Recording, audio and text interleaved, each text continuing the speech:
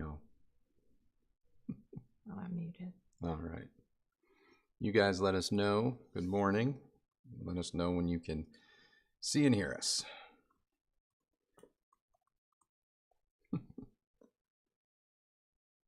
Mine still says I'm waiting for you. Because I might have hit go live. Like, there we go. Hello, hello, hello. I still don't see you. Let's see. Oh, there you are. Yeah. Well, now I have a Venmo commercial to sit through. And we do appreciate that Venmo commercial. Yeah. I'm going to sit through both. Mm-hmm. Oh, wait, here's another one. Golf for Father's Day. Hey. Good morning, everybody. How are we doing today? I know I am just barely functioning. This is way too early for me to be doing anything that requires any sort of level of higher functioning. Wasn't this your idea to merge God. Unplugged and Alive one more time? It was, and then there was the debate about like, well, what time should we do it? In the afternoon or in the morning? We've never done it this early. Mm-hmm. Is anybody gonna tune in? I don't know. I mean, these are the questions that we have in private. I'm like, they better show up because I got up early for this. Yes, Mr. Martini, that is a purdy speaker back there. Well, I'm seeing Scotland. I'm seeing the Netherlands, Australia, Chicago, Spain. So I don't know.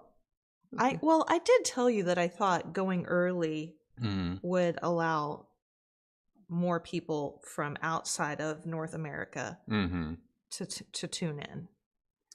Well, are we catching a plane? No. We are going to visit family over the weekend, but no, not catching a plane. South Carolina. I wish we were catching a plane. We were supposed to be catching a flight, and I don't even. Thanks for reminding me. Oh, look. Yeah, we were supposed to be. Yeah. We were supposed to be somewhere this weekend, but we had to change our plans because the construction at the house soldiers on. Yeah. And then turns out I don't think we really even needed to be here. No, it looked like we were going to have to be here to make some pretty consequential decisions. Well, and also to like take deliveries of products, quite a few new products, and then everything showed up early, and then all of the decisions happened in one day. So we were told this week was going to be like insane, and it was going to be nonstop, and then like everything happened on Monday. So we didn't need to be here. Yeah. Yeah. So that's fun. Chris Veltman. You must have reached out to Mr. Veltman. What are you talking about? No. You didn't reach out to Mr. Veltman? No, I suggested that you do that. And I got busy. Oh. But he says he's seeing the show tonight. Oh. Well, have fun. All right. Well, there was a question that came up during the pre-show that I want to kick things off with. And then I think that'll give time for people to settle in. And it also ties into our review on Sunday, which was the Arcam A25, which, you know what? I got to say, for 4 years of hassle and prodding on both the fans' part and your part trying to get Arcam. Nobody watched. Yeah, that didn't seem to be a product y'all were interested in. I think it just took too long. Yeah. Honestly, that's kind of what I think. We had so many, there was a lot of high interest for it. Mm-hmm. And then, it did take 4 years of asking to finally get it. And then, but I often find that happens. The more people claim they really want to know about something, the less they turn out to watch. Yeah, but if we surprise y'all with something that you weren't expecting, great. Yeah, it's so weird. It's so if we were to review the Dragon at this point, like 5 of you would watch. Oh yeah, we're never talking about that. That would be 5 of you would watch. No, it would be absolutely not even worth our time because there would literally be 5 people that would show up, and if we didn't love it, oh boy, I mean that would be the only way to really get people to tune in, just to have a thumbnail that says, "You're all stupid for liking the Dragon." Keep in mind, we've never heard the Dragon. We're just having fun. No, I'm assuming that's what it would be. Well, what did you think of the Arcam A25? Oh, I really liked it. Yeah. You know, I mean, when we finally heard it, especially when it did so well with the B&W, the 801s, I was like, why the heck did this take so long to get here? Yeah, it kind of was like why, were you guys worried? What's the holdup? Yeah. But also then, you know,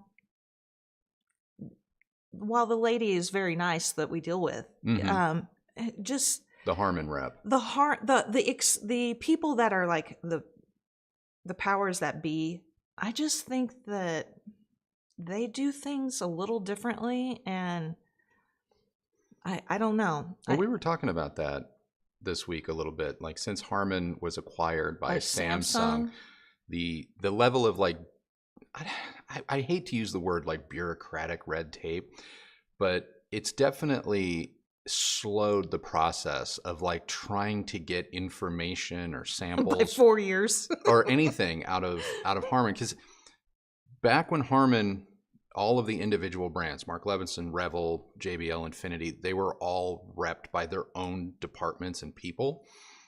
You know, you went to one or two people for one specific thing, and you got your inquiries dealt with. Whereas now I think all of Harman is largely relegated to like 1 or 2 people for everything. And I also think there's been quite a bit of consolidation or downsizing of the various brands themselves. And so it just makes it really difficult when one person has to then play a game of telephone with an entire company for like every single request that you have. And that's really what's happening here. So I wanted to get to Vadim. Vadim and I were chatting off camera, and he wrote this. I feel like this hobby, although turning slowly around, is full of so-called purists and lovers of old school hi-fi, and it's hard for them to accept certain things like new amplifier classes. And I countered to Vadim, and I said, I actually think that there's a false equivalency going on as it relates to amplifiers. Okay. Because we just took delivery of a Macintosh amplifier. And it's the 312, the MC312. And I think it's 300 watts per channel stereo. And it's the full, you know, Macintosh experience. And it's not as if we don't have other 300 watt per channel amps. It's not as if we don't have other equally good amplifiers. But there's just something about certain types of amplifiers, high current, high power, quality amps. And I know that they're expensive, and that's its own discussion. But there's something about it, like when you have one of those, when you use one of those, when you hear one of those, it is a different experience. And I feel like a lot of this hobby is forgetting that even though two things may have the same figures or numbers or, dare I say, measurements, that doesn't make them the same. And as I was brushing my teeth this morning, I was thinking about that, Vadim, and I was like, think about this. I'm 5'10", 5'11", depends on which part of the ground I'm standing on. I tell him all the time I'm taller than him. Which, I don't know. I feel it like when we're bare feet. Maybe you're like a centimeter or 2 taller. I don't know. Yeah. Doesn't bother me none. I got a tall woman, guys. Long legs. Long legs. But yeah, it's like, okay, so I'm 5'10", 5'11". I weigh approximately 190 pounds. And there are like NFL or you know, soccer players or athletes that are also 5'10", 180, 212. No one would call us the same. You know what I mean? Right. No one would call us the same. But I feel like when it comes to electronics and amplifiers, so long as an AP machine says, look, this is 100 watts with this much distortion. And this amp over here that costs 10 times as much is 100 watts with the same number of distortion. They're the same. Mm-hmm. And they're not. They're just not.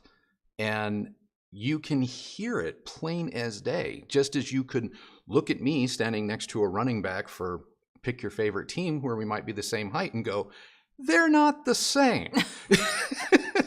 Definitely not. You know? No offense, babe. No, and none taken. But Yeah. it was one of those things where I was like, I feel like in order to sort of gain favor with a certain mindset, it's become very easy using math to sort of marginalize that we used to be able to differentiate between things that we thought were like we know a Toyota Corolla and a Ferrari are both automobiles, and they both will do a lot of the same things. But I feel like more and more we're trying to say that they're the same, when back in the day we were totally fine with, no, they're different, you know? And I don't understand where that came from. I mean, you know, I'm looking at Vadim's question, and I kind of feel the opposite. You know, I feel like I'm seeing fewer so-called purists than I've ever seen before. Yeah, I mean, interesting. In the beginning of the channel, I felt like a lot of times that was the only type of viewer we had come into the channel, because while you had been in this business for many years, yeah, you were in print, and so no one knew what your face. Yeah, and I guess they forgot about Dre, and so a lot of people didn't, you know, connect the dots, and so we had a lot of people that would come in and just, you know, he doesn't know what he's talking about, and there was a lot of, well, whatever system we were reviewing or listening to was like not up to par with like the best. And that was a lot of the criticism, I feel. Like, where are your measurements? You know, like, where's your room treatment? And a lot of that kind of stuff. And I feel like every year that's gone by, I see less and less of that. And now it's all about just the absolute bottom dollar. Like, how cheap can something get made? Yeah. And talking about it as if it is the best thing in the world, and that it competes or beats all of the, you know, the brands, products that have been around for a really long time. That to me is what I think has become the more common type of viewer. I don't know, maybe other people feel a little bit differently. I'd love to hear your thoughts in the comments. Well, while people are digesting that, yeah, why don't I get to Matt Cander's comment here? Yeah, I know there's Matt, and then there was another person who's from who's in Australia, and it's like one in the morning there. So okay, we'll get to Aaron too. I see Aaron here, so I don't want to keep you up, Aaron. Amp AVR recommendation for a 2.1 home theater setup with KLH Model 5, Apple TV, and a PS5, up to $1,300 Canadian. Happy to go secondhand. Yamaha RN1000, Marantz 70, etc. Amp AVR recommendation. Well, I mean, if you just want to go 2.1, the Yamaha 1000, I don't know what the exchange rate is in Canada. I apologize. I think the Canadian dollar, Canadian's usually higher. It's usually a little bit stronger, or it has been. Has been higher, and I only know that because Throttle House, because they'll sit there and be like, this BMW's 98,000 Canadian, and then they'll put down in the lower corner, it's like 75 US. I would say that I think 1,300 Canadian gets you a Yamaha 1000A, and that would be a phenomenal amp for the KLH Model 5. It's going to mean that you have to use your Apple TV and your PS5 into your television, because the 1000A only has ARC, audio return channel, through its HDMI. It doesn't have HDMI switching. But for the KLH Model 5s, the 1000A is going to be better than, say, the Marantz Stereo 70. It's just got a little bit more power, a little bit more control, but you are going to still have room correction, which you need to know in Wipeout stereo products. They only use cuts, they don't use boosts, so it maintains the tonality of the loudspeakers, and that's also the kind of EQing that I do when I go manual. So I would do the 1000A because you obviously need HDMI. I mean, otherwise I would have maybe said, oh, the Arcam A25 would be killer, but it doesn't have the HDMI that you're going to need. And I think that the Audiolab 7000A would also be a good way to go, but the Yamaha's got a little bit more power and more features, which is why it's just so hard to beat. So I think you answered your own question, Matt, but that would be a great pairing, in my opinion. All right, Aaron, I purchased my first 8-channel Class D amp from Buckeye to go with my Marantz AV10. Okay. I'm hearing a lot of things about Buckeye. They're an internet darling. They've kind of come out of nowhere a little bit. I'm sure they've been around for a number of years, but they're definitely starting to kind of work their way into the conversation more and more. I don't have any experience with Buckeye. Like I said, I've only just recently learned of them. I will say this.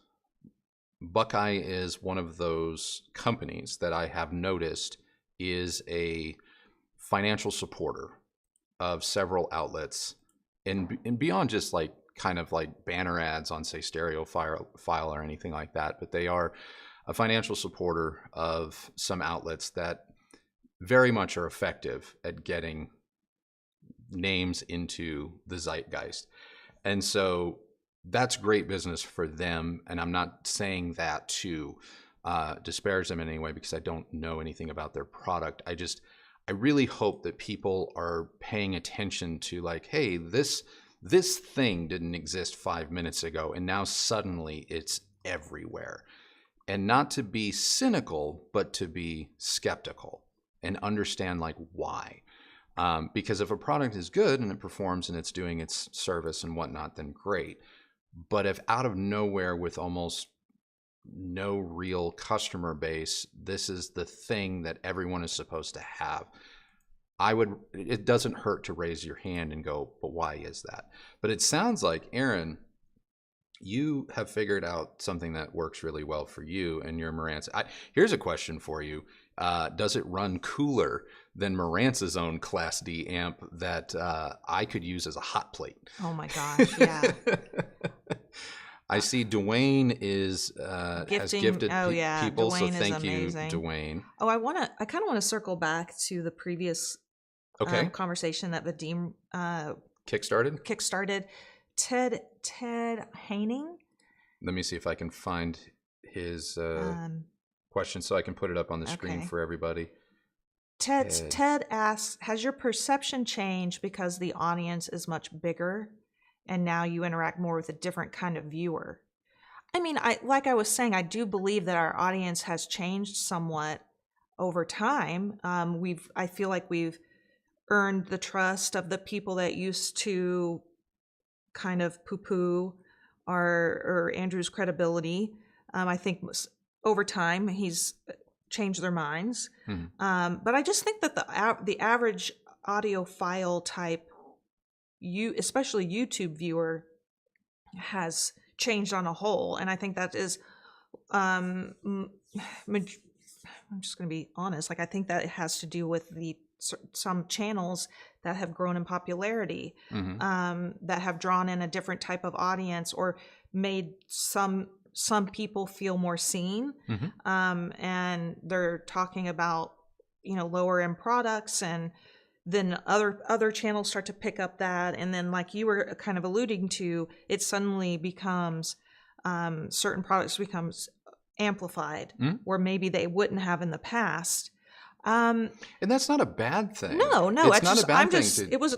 I'm just trying to answer as honestly as I can as far as like what I think has contributed to some of the change that we've seen. Mm-hmm. Just like channels like, say, for example, Aaron over Aaron's Audio Corner, whatever. Yeah. He has put a hyper focus on measurements and things like that. And so there's a lot of people that I think maybe didn't quite understand or care so much about measurements that have grown more and more interested. Yeah.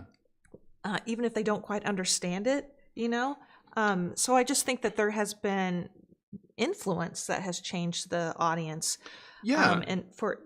But then somebody else brought up a comment, Jim Zahora. Let me see if I can find Jim's. It's just right. It's a few above where Ted was. Okay.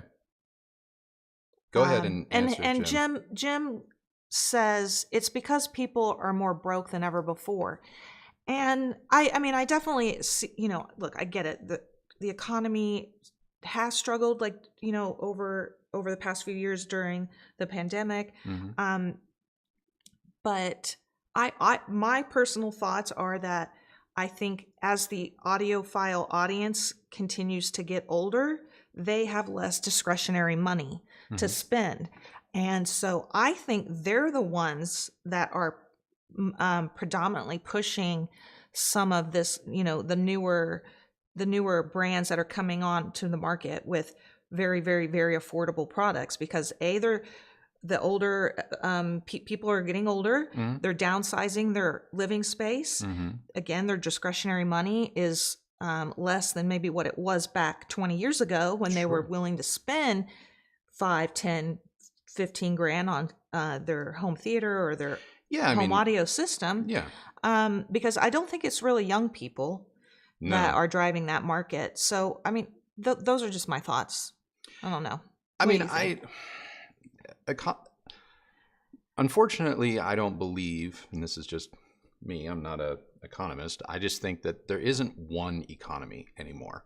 I think there's multiple ways, and the economy works differently for all types of different people. And so what can be true for some people, like what you just said, like there's a certain group that maybe, is it more of a fixed income or more of a tighter income, even though 20, 30 years ago, they drove the rampant spending in this hobby because they were maybe still in the workforce with, different financial means. That's possible. It could also be possible that, yes, there's just not the same level of need and interest with the new generation. And while there is an undeniable interest in music and movies, the way with which it's consumed has changed and will continue to fundamentally change. And as a result, sound bars and Bluetooth speakers and headphones, albeit more of the mass market ones, they continue to absolutely slay and dominate in sales.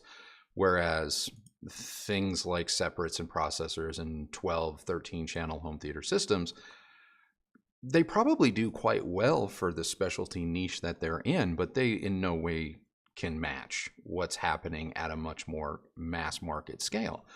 And when that happens, like, you're just going to have old and new, like, in a constant state of flux, trying to figure out how much of one versus the other they each have to do in order to stay relevant. I want to touch upon something, though, that you said, because you brought up, like, there's other channels that have amplified certain markets or measurements, and I'm all in support of that. To be perfectly honest, I really, really am. I think as long as everyone can have as much information as possible, that's important, and that's great. What I fear, though, is that, in getting back to the false equivalency thing, everything has been somewhat relegated to one type of answer.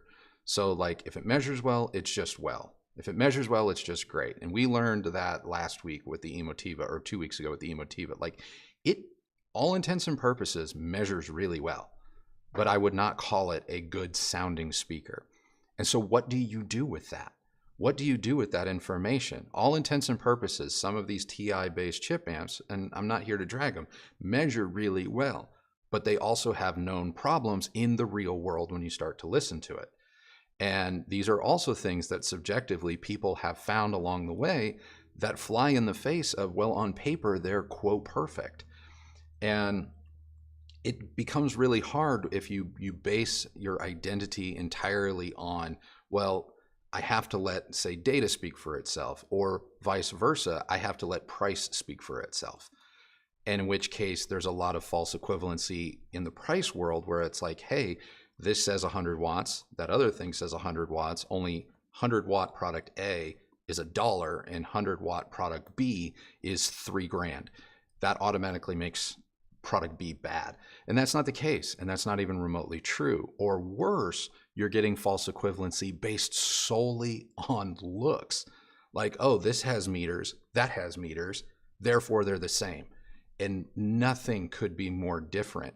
And if we don't do our due diligence as an audience and as creators and all of this to try and give context to everything in the right way, it's actually going to contribute to what I see as cult personality products or tribalism or them versus someone else. And it's not a winner take all, winners and losers, them versus them. It's not about that at all.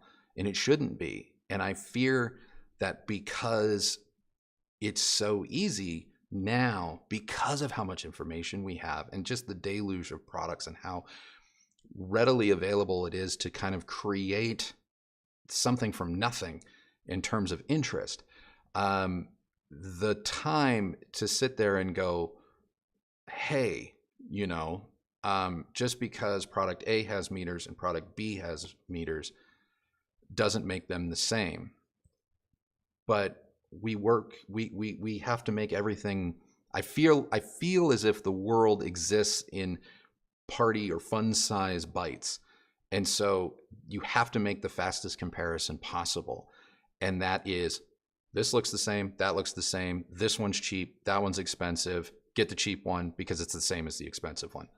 And that's just not true. Well, there's some people that are clearly disagree with some of the things we've said. El Deuterino says, hey, Andrew, I'm pretty sure most people have to buy gas, pay utilities, and buy groceries. Get out of here. There's a different economy for everyone. Boston Blessed. Food prices and rent has doubled in the last few years. That's why only certain people can afford gear. Also, people are renting and can't have 12 subwoofers. I do, but my neighbors hate me. And look, obviously everyone has bills to pay. And as I was having a conversation with somebody else here in the comments, that inflation, yes, has not kept up with, or the cost of living has outpaced the wages. The wages. Yeah. That is obviously a huge problem. And yes, if you are someone in their 20s or early 30s, you are going to have a way harder time, A, finding a job, and B, being able to afford your rent. What I was trying to say is I feel that the majority of this hobby, and you have to remember, we're narrowing the focus to people that watch channels like ours, that will take time out of their day to watch a video like this. People in their early 20s, I know there's always going to be an exception to the rule, but those are not the people that are coming into the hobby. The hobby exists on the backs of the people that grew up in the 70s and the 60s, 70s, and 80s, in the early days of hi-fi. Those are the people who lived in a time where they were paid a livable wage. And now that they're in their 60s, 70s, and up, they're not fighting the same fight as somebody that's fresh out of college. Do you understand what I'm saying? And so that's why I was saying that, yes, their discretionary income has likely been reduced because they're retired. They're living off of their retirement funds or maybe Social Security. And so they have less money to spend. So maybe they're seeing, maybe they've had to downsize because they've moved to a smaller place and they don't have a room for the big system that they once had. So they're I think they're looking towards more cost-effective products. Sure, but I also think that, and Boston Blessed, I have your question up on the screen here. I think you're absolutely right. You know, people have to put food on the table. People have to pay bills. People have to, buy gas, so on and so forth. We are people too. We have the same issues as everyone else. Yeah. One of the things, though, that I feel that, and I promise I'm going to get to the mountain of questions, but one of the things that I feel the internet has done, and I'm going to take this kind of away from audio a little bit, is that the saturation of not only influence and commercialization has created, obviously, this sense, or the phrase FOMO, fear of missing out. And as a result, I feel, as just consumers going through your daily life, whether you're into audio, you're not into audio, pick your poison. You go through life, you see the things that interest you, and everything has been ratcheted up to such a fever pitch that everything has to be purchased now. And I believe, and I sense this, and I can be wrong. I fully admit I can be wrong. But in the last 10 years or so, I really do feel like there is a shift towards this rampant, you have to buy everything. Yeah. You have to buy everything, and you have to buy it the second it drops. To the point now where we have words like, we're doing a drop. That didn't exist 10 years ago. There wasn't a drop or a limited edition this. It was just the product cycle. But because everything exists in, like I said, those bite-sized morsels, it's very easy to become overwhelmed. And it's very easy to maybe come away with the impression that I am telling all of you that because you can't spend thousands of dollars, you're less than. That's not what I'm saying. I'm saying that if you pause for just a second, and instead of looking at $100 things and go, what do I really want for myself, and what do I really need? You might go, I don't need $500 widgets, but I do know that I want for myself that $600 one thing, or that $1,600 one thing. And that $1,600 one thing is going to be there when I catch up to it, or when, the rationale or the timing is right. Because I get it. I'm not trying to say that I am the same as anyone else, or that I'm better than anyone else. I'm not.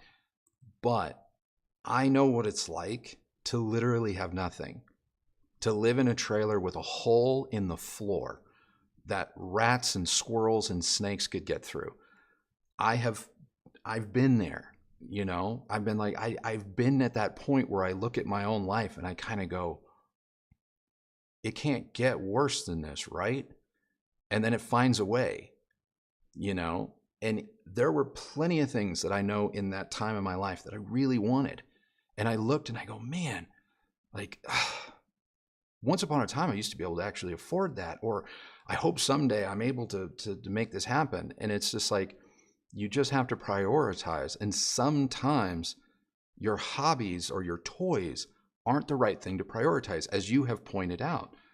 But that doesn't mean that if you're prioritizing something different today, that your priorities won't evolve, change, or have room for the fun thing that you want tomorrow. And it's important that as you're in that transition, you don't look at the future and vilify it, and you don't look at the change and vilify it, because it's just always evolving for everyone at a different pace, So I really, Boston Blessed, I really do appreciate your comment. I do.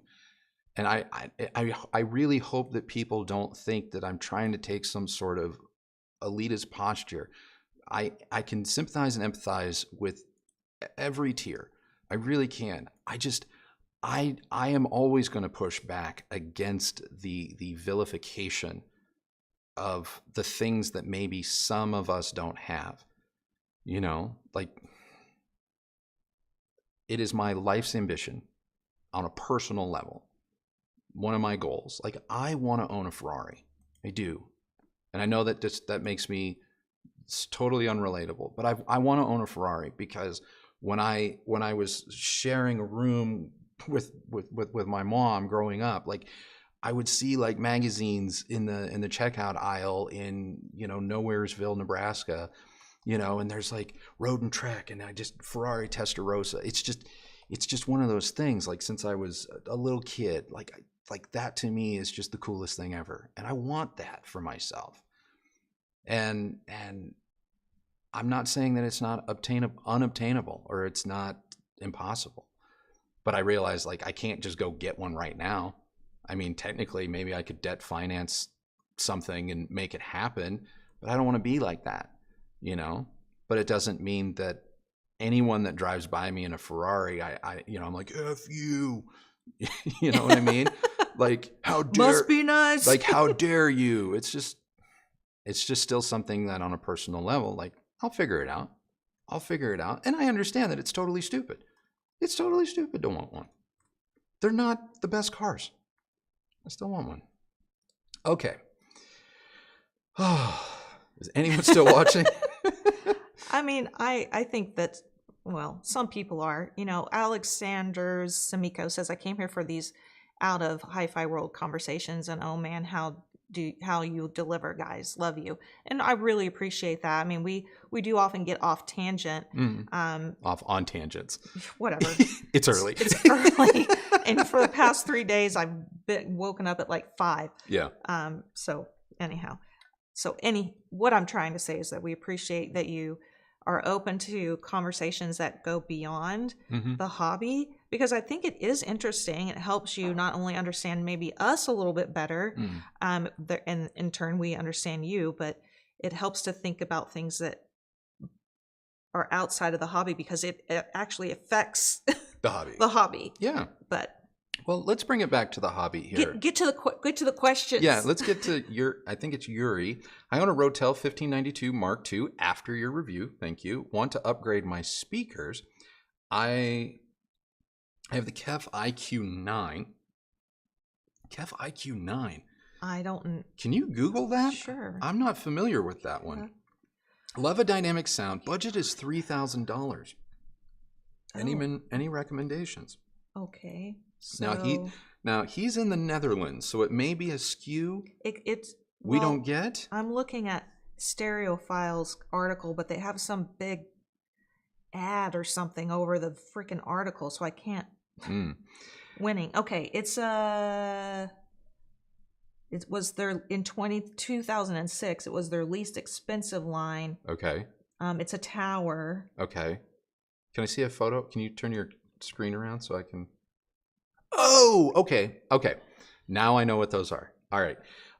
You love a dynamic sound. Budget is $3,000. Any recommendations on a Rotel 1592 Mark II? Well, that'll power dang near any speaker. Now I don't know what's available to everyone in every corner of the globe. So please bear with me if I give out a bunch of examples that don't pan out for Netherlands. Obviously dynamics, it can come down to a little bit of efficiency and things like that. But I don't know if you've been used to KEF that you would necessarily want to go like the Klipsch route. But there are a number of JBL speakers in the Studio or HDI or the horn-loaded line that could be really good fits that will kind of give you a little bit of that Klipsch flair for dynamics while maintaining a little bit more of a neutral slant a la KEF. So you might want to look into that. What about the SVS Titans? SVS, anything in the new Ultra Evolution line, if you can accommodate the size, is going to be a really nice, dynamic, punchy sound. Because you have a 1592, you could go Martin Logan XT series. You could do that. That will also be very dynamic and punchy. The only other one that maybe be worth a look at, but I don't know budgetarily because we have personally not put ears on it. But I hear a lot of really good things about Arundel's slightly higher end line, the 1723 THX series. I don't know if that falls within your budget, but I know the 1961 series, which is now end of life or being phased out. That was also very fun but controllable. Sonus Faber sounds really good with Rotel. You could do like a Sonus Faber Lumina 3, 4, or 5 with that. I think you could at $3,000. I think Sonus Faber 5s, which are a tower, fall into that realm. And on a 1592, I can attest that they sound pretty great. I know my girl here is going to say Q Acoustic Concept 50s. I was all day long. I mean, I think they're not the most punchy. No, but I feel like they're probably going to be a little bit more in line with the Kef. Yeah. In terms of neutrality. But if he wants a little bit more dynamic snap, I would look at the SVS Titans, the ones we reviewed. If you like the style, which they're kind of a radical little bit design, so it may or may not be for you. I mean, trying to think of who else. Bowers and Wilkins would give you a different sound for sure. They're gonna be dynamic, and you've got the power to draw that out of them. So that's another good one. The 700 series would be another one that may or may not fall into your budget. So start there.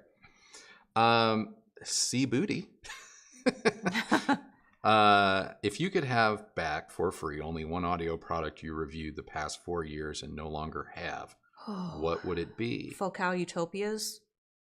Focal Utopia Color Evos. Yeah. Those weird Diablo Color Evos, yeah. Maybe that. Yeah. I think so. Yeah, for you? It'd be pretty close to top 5 for me on that one. Yeah, I mean, I feel like we talked about this recently. Yeah. I don't know if that's what I said. I think it was one of them. Yeah. I'm torn. I'm torn because I would say Bang & Olufsen like BioLab 28s or the Macintosh 7200. But now I've got some new Mac gear for review here, so that itch is being scratched. Right. But yeah, the 7200, I think we both kicked ourselves or missed it. Yeah. The one of the other things was the Musical Fidelity M8 XI. Don't miss having to pick it up, but oh my, was. Yeah. I know you. The weight of it was very difficult to manage, and we certainly didn't have the furniture to support it. Yeah, and that was such a great amp, and it was so pretty. Yeah, and I know that doesn't matter to everybody, but when you have to look at it, like it's your job, those things start to matter a little bit more. Yeah, that amp. If I didn't have a channel and we had the way to facilitate it, set it up, and I never had to touch it again, that is totally an end game level product. So Mike says, I currently have ELAC Debut 2.0 B6.2s. I'm considering Focal Tiva #1s. How important is speaker spacing from the wall, back port versus front port? Honestly, like front port is stated to be more placement friendly, and because that wave of air escaping the cabinet is being fired forward instead of out the back for boundary compensation. But just because something has rear ports doesn't automatically mean that you have to pull it out from the wall. And that's like evident in the speaker we're going to be talking about on Sunday. It has dual rear ports, but it didn't really change much as you pushed it. So as you got it closer to a wall versus pulled out. And even the speakers behind me, these are the Leak Sandwiches 250s. These, despite having 2 rear ports, are pretty friendly to placement as well. So it is going to vary on a speaker by speaker basis, but the general consensus or rule of thumb is if you have a front port like the Sonus Faber Lumina 2s, which is kind of a slot port that goes down and forward. It enables them to be in a tighter space. And in that instance, those speakers, I would say that that's kind of true. So yeah, it's unfortunately, there's not a blanket, like this is guaranteed. If it's back, you can't put it up against the wall. If it's front, you can. It's not always a universal rule. The Focals, the Tiva number ones, are those the cheapest ones, or are those the ones just above the cheapest ones? Tiva versus Vestia. Vestia was... I can't never remember. They need... Focal, I swear, if you're watching, cancel one of the lines. Dude, just... the entry is Tiva. Was the one we liked. Yes, we love it. But there was one that was like a couple $100 more. That's Vestia. That we were like, what the heck is this for? Yeah. Stop it. But I'm trying to remember Tiva. I'm trying to remember if that had any boundary issues. And unfortunately, I don't think it did. I don't think it did. No, it was a very easy speaker. Yeah, I think, okay. Oil cooled. Would you consider adding a new review category of soundbar plus subs, but no separate rear surrounds? Many room layouts cannot support surrounds. I don't think we won't create a new category, but I will make it a point whenever possible. Like we have a new soundbar review coming up in a couple of weeks. And it can run with or without the included surround. So I'll make it a point to try and sit there and add it if necessary. You want to know a secret? When we're reviewing soundbars and surrounds and the whole smash. Mm-hmm. I mean, yes, we review the whole system. Yes, we do. Please hear that. Let me say it again. Yes, we review the whole system. But once Andrew's gotten all of his measurements and his feelings solidified. Yeah. You should see the faces she's making right now. Once he gets all of his feelings and I'm so tired. Half the time we don't even use the surrounds. We do tend to disconnect them because, like, when we pull, sometimes I'll get the itch for just like, please just get a sound bar, because I'm tired of looking at all this stuff. Yeah. And he'll pull it out for me, like one of the Samsungs or whatnot, or the Bose Ultra. And let me tell you, we're not setting up the surrounds, and I don't feel like we're missing anything. Yeah, if you just want, we do have the subwoofer connected. Yeah. If you just want like a knee-jerk palate cleanser. Yeah. And I have to fly a soundbar in. Yes, I always fly a soundbar and a sub. I never do the surrounds. Ever. No. But for testing, we're never really. It doesn't feel like it's missing anything. Now, if we'd said in the review that the surrounds weren't that great or something, then you would know. Well, the surrounds are not that great. Bose. Or that they're really needed to make things kind of come together. But yeah. Yeah. Okay. Keep them in the box. G Papa, your take on the Kev LSX at that price range as desktop bookshelf, small, medium-sized room, other options in that price range. Used for hi-fi listening, guitar jam. Okay. We had the LSX. We had samples sent to us. We sent them back without a review, not because they were bad. We sent them back without a review because we honestly could not find a space in our home where we felt they were doing their best work. Wait, the LSX? The LSX, the small ones. No, we didn't like them. No, that's not true. It is true. We all of our rooms and all of our setups are simply too large for what those speakers can do. We were always kind of driving them to their fullest just to get to certain levels that we want to watch or enjoy content at. And they really are meant for a desktop. And unfortunately, we don't do desktop systems here. Well, I also think that, if I recall correctly, I don't think they were very competitive. They were price-wise. Pricey. Obviously, they're so. Now we had the LSX 1s, and I believe the 2s are now out. Or there's been an up. No, we got the 2s. Did we get the 2s? I thought that was the 1s.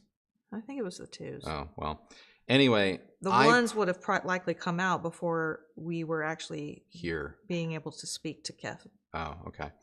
Well, anyway, we had them, but we sent them back because they didn't really suit our needs. And I'm not going to talk about something that I don't feel I can let them have their best foot forward. So I don't really have anything against them. Well, what other options could you recommend so that we actually help? LSXs are what, $1,000? $9.99 a pair? I don't know.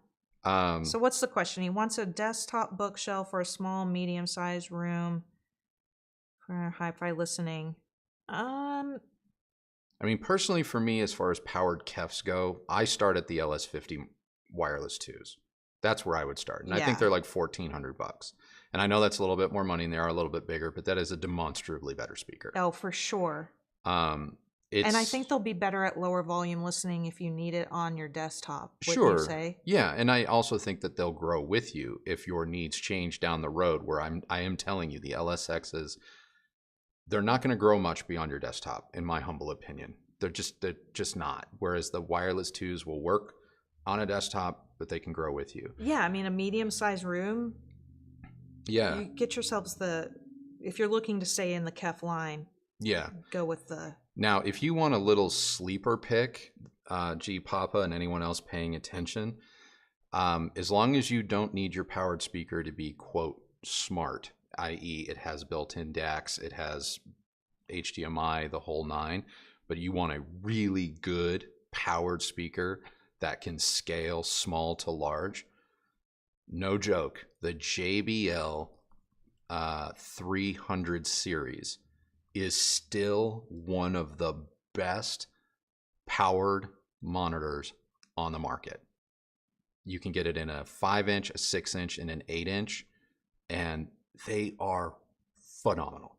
It will be embarrassing to some of you how good those speakers really are, but you have to make sure that you have your own standalone DAC or your own preamp or something like that, because they're just speaker with amp built in, but they are stupid good. Can't recommend them enough. Yeah. Okay. Let's see here. Wirehead. People being home a lot more prompted a lot of them to better enjoy being at home. The lower prices of Class D FunFi gear is making it easier. That's possible. Wirehead, I will say, statistically and according to reports and trends, when we were all stuck at home, people actually spent more. You can call it stimulus, you can call it whatever you want, but right now, or during that time, high-end products, expensive products, mid-fi products, the $1,000 to $5,000 range of products, they were having their best ever years. They really were. Now that we've come out of that cycle and we're in a different one, now the FunFi cheap stuff is having its heyday. But believe it or not, going into 2020, if you will, spending was rampant, absolutely rampant. But I see your point. I do see your point. But I'm just going to argue, like, there's still that adage, you do get what you pay for. And that has never not been true. And get people in the door, but make sure, in my opinion, if I were running a business, yes, I want to get people in the door, but I also want to make sure that once they come through that door, they want to stay by the product being good, reliable, doing all of the things that they want, blah, blah, blah, which is, having proper support, having this, having that. And those are all also really important factors that unfortunately aren't free. And so you can forego some of those things and have a lower price, but you may also end up with people like, that blow an amp or blow this, or it turns out to, it doesn't do what they say it does. And then they go to get help for their problem. and it's basically being handled by a quote community. Well, that doesn't help someone facilitate maybe a return or a service ticket or blah, blah, blah. So just throwing that out there.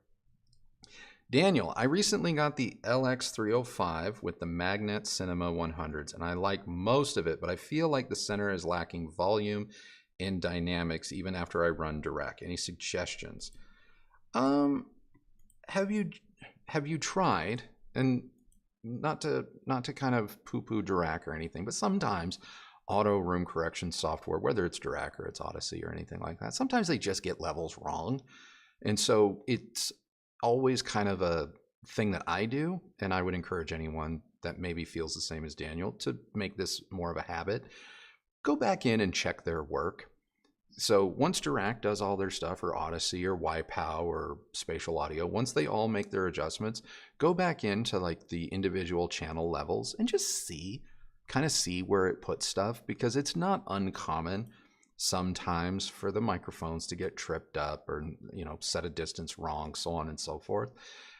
Which is why even when I'm doing an auto calibration, I always have an SPL meter and my laser measuring tape in my nearby. I don't want to say I do it with them in my hands, but nearby, so that I can go into the menus, go into speaker distance, sit where I'm sitting, and just click a button. It'll shoot a laser to the speaker, bounce me back a distance. And if it's like, oh, they're off by a couple of feet, I make a little manual adjustment.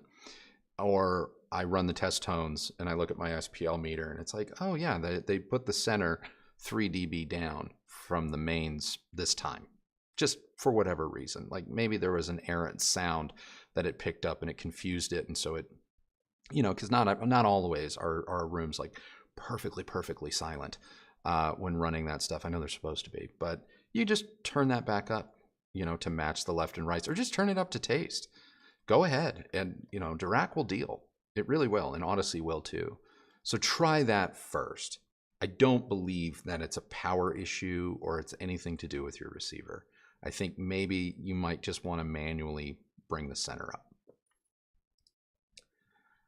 up.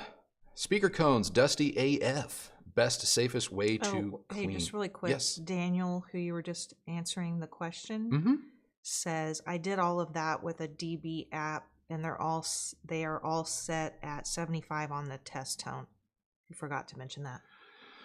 Huh. Okay, Daniel. The easiest, most cost-effective way before we throw baby out with bathwater and get a new receiver, turn your center up 1.5 to 3 dB. See if that doesn't just solve your problem. Even though the SPL meter may be showing that they're all even, go ahead and turn it up. If that suits you, if that solves your problem, you're done. You're good to go. You're fine. If it doesn't, then maybe you can start to entertain the idea of, is it something with the receiver? Is it Dirac?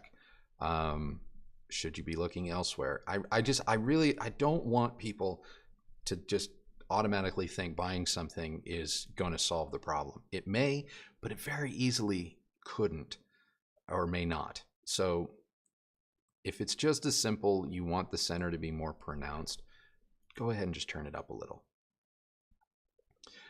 Jackson writes, speaker cones dusty AF, best, safest way to clean. Here is what I do, and I dust speakers every single day. Not because we're dirty or anything, but because I have to film this stuff. And if there's even one little speck of dust or a Katie hair on my B-roll, y'all let me know. We have a USB reusable charged air canister. So it's super economical. It doesn't add to waste or anything like that. It's a little air gun. Maybe Kristi can link to it. Our little Amazon air gun. It comes with a couple nozzles. I put the fine nozzle on that, stand about 10 inches, 12 inches from the cone, and I just spray it out. If I notice that there's still some remnants, like a microfiber cloth that you would use on your glasses. I use microfiber cloths from Warby Parker because they give you like 10 when you buy new pair of glasses, and I just sort of like a bad period French movie. I just sort of do this, so I don't put any pressure on it, but so air canister, and then if there's just individual little things, I just kind of flip them with a microfiber cloth, and that seems to do the trick. Oh, and I just linked to that product, the canister, okay, for you, Jackson, in the chat box. Great. Glenn pulled the trigger on Polk R700s. Absolutely amazing sound. Thanks for the recommendation. That is the speaker that just keeps trucking. It's retired as in our mind's eye is still like one of the best $2,000 values there is.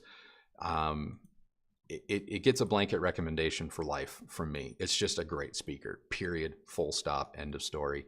I may not talk about it as much anymore just because I don't want to sound like a broken record where it's just like, well, you could look at this new thing, but then there's the Polk R700. But know that it is a bona fide, awesome, will not be a waste of money if anybody invested in it. It's just a phenomenal speaker through and through. Bodie McBoatface just bought the DMP A8. It seems that I can only do high pass or low pass. Am I missing something? Also, the DSP seems to be global and not per channel. How do I balance both when measuring and configuring? Okay, seems I can only do high pass or low pass. Am I missing something?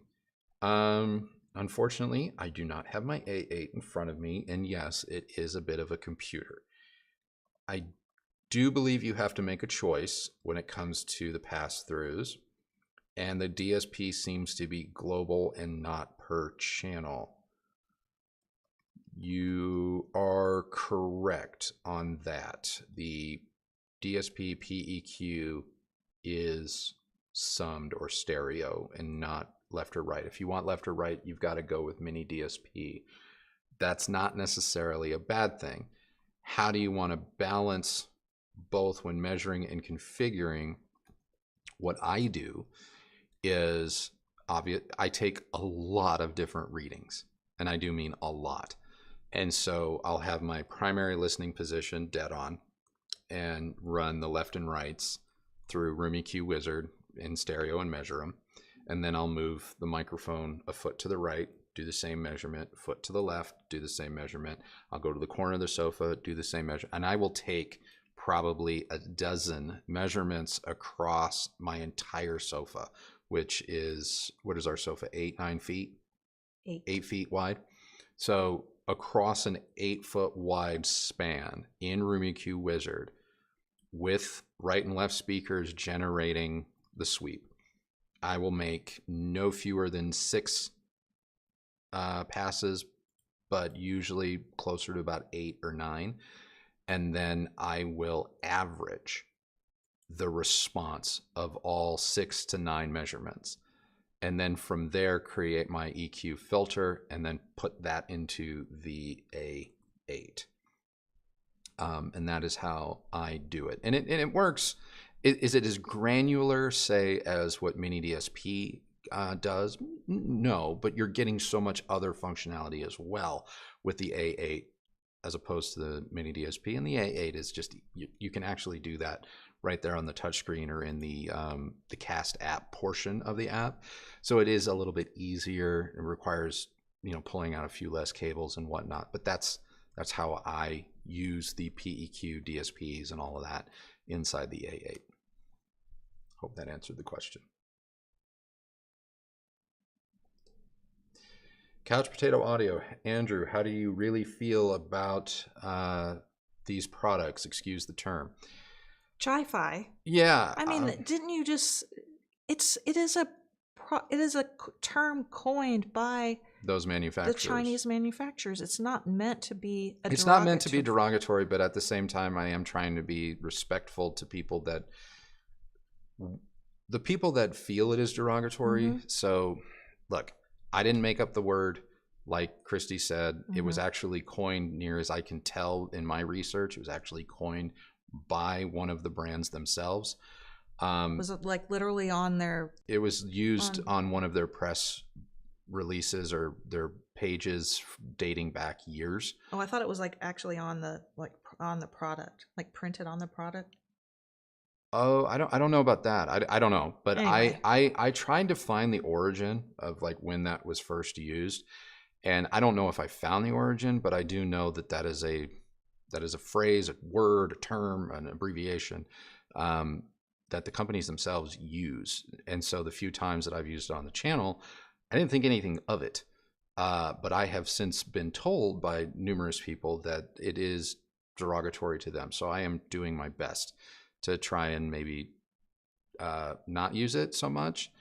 I know there's an active sort of, I don't know how big or small of a movement to like get them relabeled as like fun-fi. And I don't know if I agree with that, because I think that it's not that it's putting a false positive spin on something. I just think that it is trying to overlook what I feel are really great things, but also really bad things that are in that part of the industry.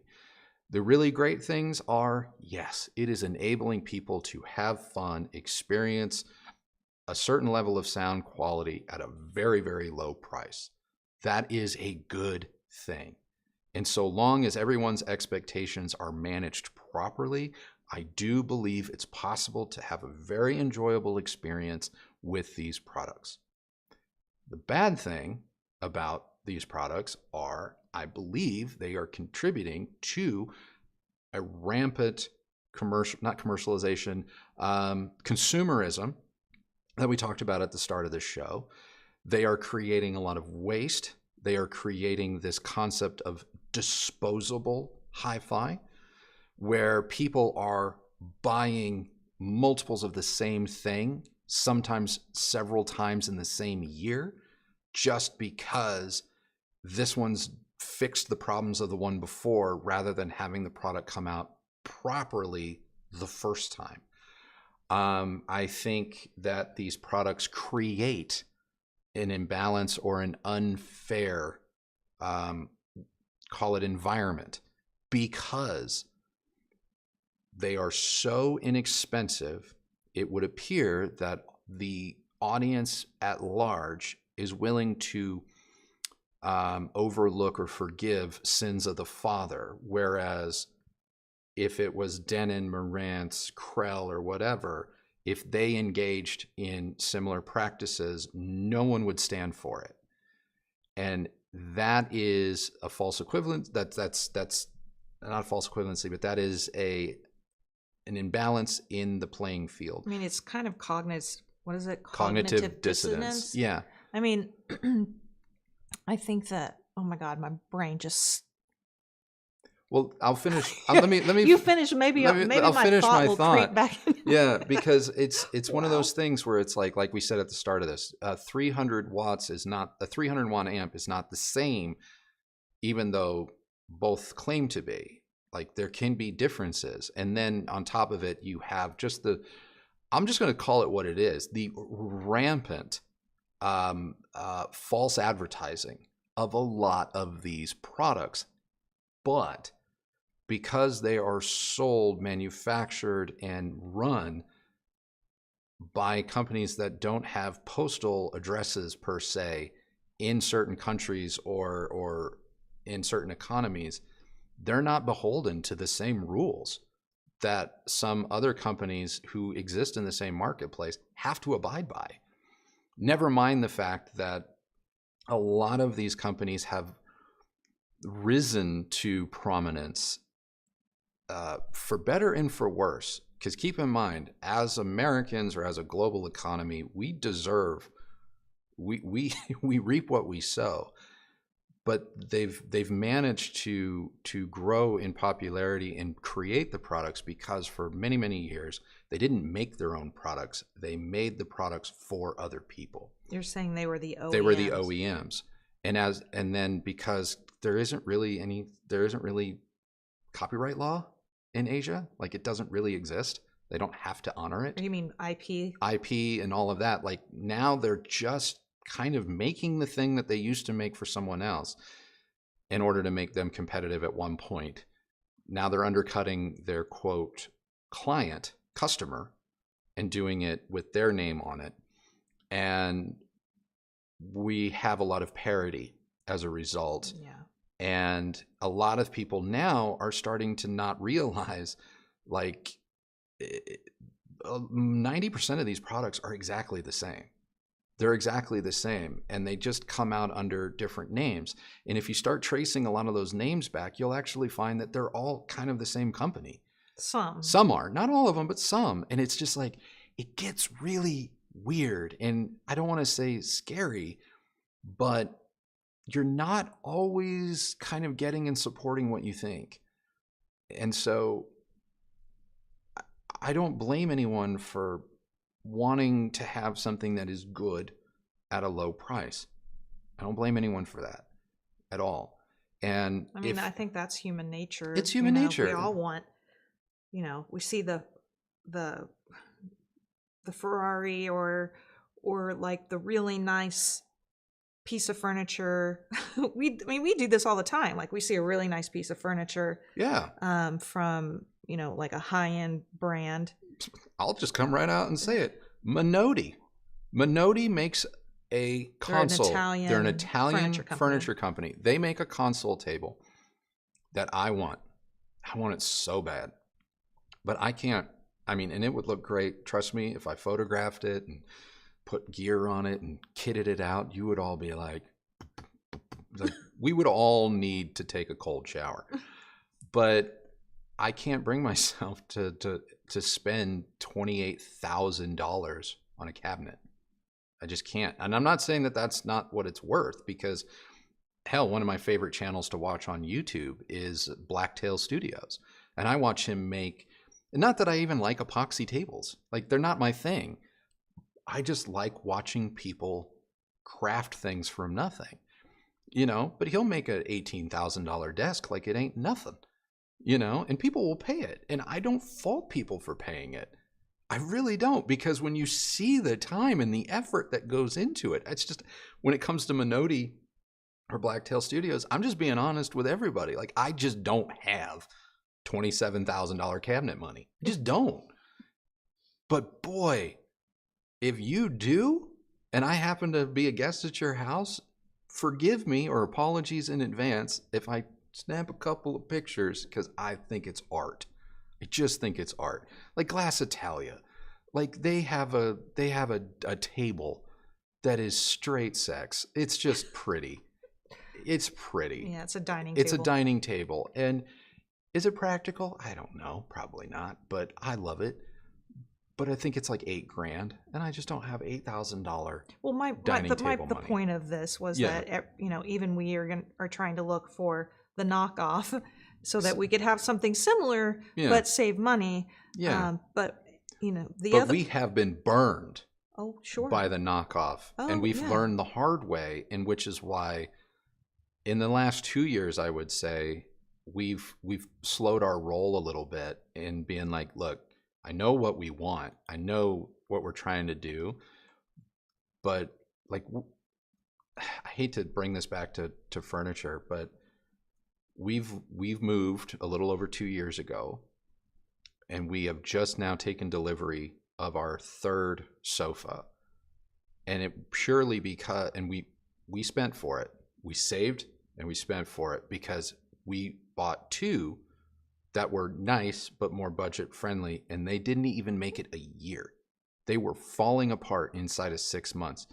And some of you guys saw them, you're like, oh my God, it's a nice sofa. Piece of crap. Piece of crap. Do not recommend, 0 stars.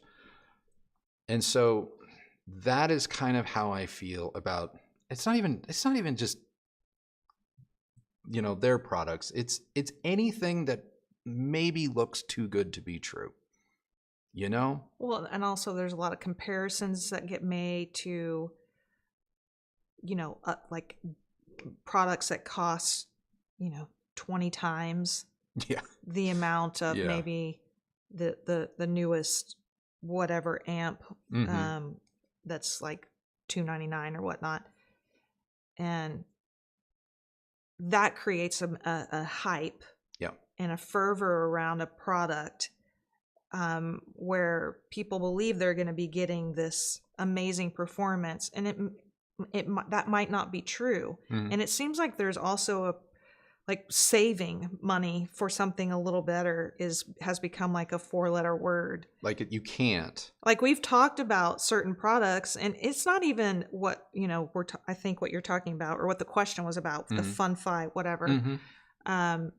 Even if we're comparing, say, like any particular amp, like an Arcam amp or a Denon amp, and say, well, you may experience this, but this other amp, which is like a few $100s more, maybe $500 more, it will perform better if you're able to save and, plan for that. I would get maybe that. Like we've made comments like that in our videos, and there's always people that will reply and just can't even fathom of just being patient and saving. Yeah. And but I think we do. We live in a cycle, in a culture where it's like, if you don't have it now, it's just not going to happen for you. And it's just not true. It's just not true. Well, Ace of Spades just made a comment, says, I got a knockoff Eames chair from Wayfair. I think it's under $1,000, has lasted him for 8 years. And I think that there's the difference between something like that is that the Eames chair is now considered open IP. It may be public domain. Yeah, public domain. I know a lot of like the Mies van der Rohe stuff and whatnot is public domain. So yes, Knoll or Casina or whatever still technically own the naming rights and the design, but I believe you can make copies or replicas of it without reprisal. You just maybe can't call them Eames or Barcelona or things like that. And understand, this is a furniture discussion at this point.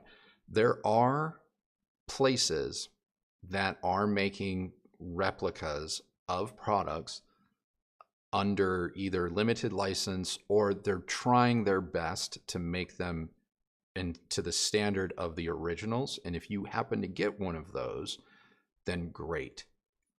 But there's just as many fly-by-night charlatans making this stuff out of plastic and calling it, or vinyl, calling it leather, or vegan leather, which is vinyl. And depending on the climate, depending on how you use it, depending on a myriad of factors, it may not hold up. But I can tell you, as someone that has been shopping at least in the mid-century design furniture market, you can tell when you're in the real thing and when you touch the real thing, and so on and so forth. Not to say that a copy, a replica, a tribute piece of furniture can't also be comfortable and well made, but there's something about the genuine article.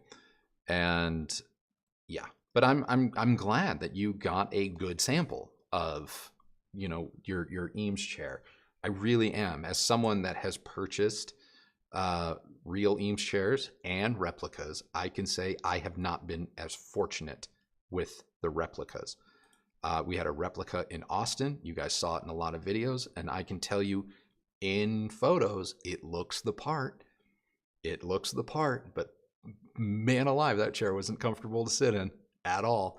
And it shipped in pieces, and we never got one of the pieces that it was supposed to have, which is why you never saw it with the footrest, because it just shipped. It shipped without the legs, or one of them was missing, or something.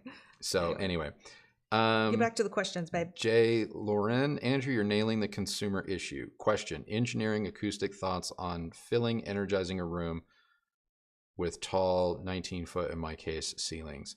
Wow, 19-foot ceilings. I mean, you can.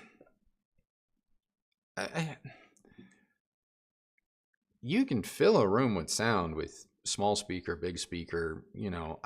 I don't really subscribe to the adage that a big room needs a big speaker, because inevitably, unless you're trying to enjoy the same level of sound quality, seated 19 feet in the air from your primary listening position, who cares if the sound's up there?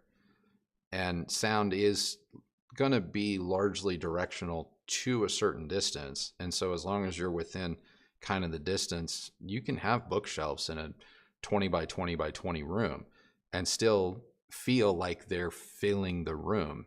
I think there's somewhat of a misconception that like, I have a large room, I need a large speaker because I need to fill every square inch of the room with sound. You really just need to fill the area between yourself and the speaker and maybe a little bit beyond that with sound. So, but conversely, you can put a big speaker in a small room. You really can, you know? So I don't know if there's like a one-to-one correlation there, or if there should be. I don't know. But to me, we have a large room. Our room is 20 wide, 25, 26 long, with mostly 11-ish foot ceilings, but it's completely open on one side to an equally doubly large space. But I don't ever look at speakers and go, well, I need to make sure that at a 12-foot distance on my sofa, I have the exact same experience or level of sound pressure in my kitchen 30 feet away. You know what I mean? If that makes sense. So if you want to fill a whole room like that, I mean, yeah, bigger speakers, more power is definitely going to be required. Yeah. Harry, how are the renovations going? If I missed an update earlier, apologies. I feel like after about 3 weeks of sitting on our hands and dealing with permits and inspections, we're finally making progress again. Yeah. We can see the finish line. Yeah. I believe our tentative finish date is like 3 weeks away. Tentative. But there was definitely almost a full month in there last month where I felt like I was like, I haven't gone out and shot like progress photos in like a month. And that's because there was no progress. If I had looked out my windows and saw tumbleweeds just go by, I would have been like, you know, that tracks. That fits. Because no one's here. Nothing's happening. And it was purely because the community that we live in, the city that we live in, despite signing all of our permits, approving all of our permits, right in the middle of construction, decided, you know what, we're going to pull them and have you reapply. All because apparently our foreman didn't invite one of them out to like the wall pouring. I'm dead serious. I'm not making this up. Like the guy who signed our original permit to like, yeah, you can build this, pulled it not 4 weeks ago because yeah, they poured a portion of a retaining wall and he wasn't physically on site despite his own documentation saying that he didn't need to be. So we're about a month behind schedule because of that. But it's coming along. It's coming along. Our vision is finally like, so we started, man, we've been thinking about this for 2 years, and yeah, we created drawings and 3D renderings that I've this one over here learned CAD. It's not a CAD. It is a type of CAD, Yeah. but it's not CAD. In order to create the 3D mock-ups and fly-throughs and stuff. So like we've been at this almost for 2 solid years. So the fact that it's even as far along as it is finally exciting. We got the tile on the pool and everything. And so I'm just waiting for, we don't have sidewalks yet. I'm just waiting to get rid of, like, to tamp down the dirt and the dust, because we don't have like our hardscape in, and so it's literally just bare dirt everywhere. There's dirt all over our patio, all over our furniture, and my allergies are insane, and so I've really struggled the last few months. Constant dusting. Just from breathing in that stuff. Yeah. Chris, got my first hi-fi CSS 1T DX LCR. I'm building with my daughters, testing on my old Yamaha receiver. Oh my God, I get the addiction. It is compared to Electra Amador 3.3 amp Parasound, Emotiva, etc. Okay. I think they mean paired. How does it compare? Okay, so the CSS, as I understand them, those monitors are phenomenal. I have not heard them, but I hear really, really good things. I love that you're building these with your daughter. That's awesome. On your old Yamaha receiver, love that too. I cut my teeth coming up when I was in teens and even 20s, and now on Yamaha receivers. They're phenomenal. I get the addiction. How does it compare to the Electra Amador or Parasound or Emotiva? That I can't say. I will say this: Yamaha's coming up, I always thought that they had a little bit more of a livelier presence, but the last, like our Yamaha 2000A is, I mean, that's straight neutral. That is, if I want to know, like, okay, what a speaker's doing versus what electronics are doing, grab the 2000A. Parasound, my last Parasound experience besides the Hint 6 that we reviewed on this channel, which was a great product, was the Halo A23 P3 combo, which I had in college and in my first apartment. And that was definitely a livelier sound. Emotiva is going to have that bit of liveliness with better bass control. But I don't know, like, there's something kind of cool about maybe having your old Yamaha receiver with something new that you built with your kids, that maybe new meets old. Maybe that's something to keep. Go with that for a minute. Unless, of course, it looks like LCR. Well, no, because Yamaha receiver, I'm assuming it's a home theater receiver, not a stereo one. Yeah. I mean, if you add a separate amplifier to the preamp outs, you're likely going to notice some marginal gains in dynamic capability, and you'll probably notice slightly better bass control. Obviously, just scale-wise, the sound will scale with less strain. And you might see some perceived improvements in low-level listening as well. But if the Yamaha is getting the job done without needing to do any more, stick with that. It says, I'm sorry, I was wondering what 3-channel amp to get. Oh. The one TDX apparently is compared to the Sonos. Sonos Faber. I don't know. What 3-channel amp to get? I would steer you, nothing against Parasound, and I mean that, nothing against Parasound, but I would probably steer you towards Emotiva BassX A3 or XPA3 over a Parasound 3-channel solution, just because in my experience, having directly A/B those two products together, at that point there is some equivalency, looks notwithstanding, so save your money and go with the Emotiva. Righty, that was Chris. Justin Baker, any preference from the both of you for KEF Q950 or Focal Cora 826 non-up firing for movies? Well, we only heard the KEF 750. We have heard the Cora 826s. We had the Atmos ones with the upward firing, but we didn't have to plug those in to. It's going to come down to, do you want a lively, dynamic, energetic sound, i.e. Cora, or do you want something that's a little bit more neutral, subdued, that may require a little bit more use of the volume knob for it to fully spring to life? KEF.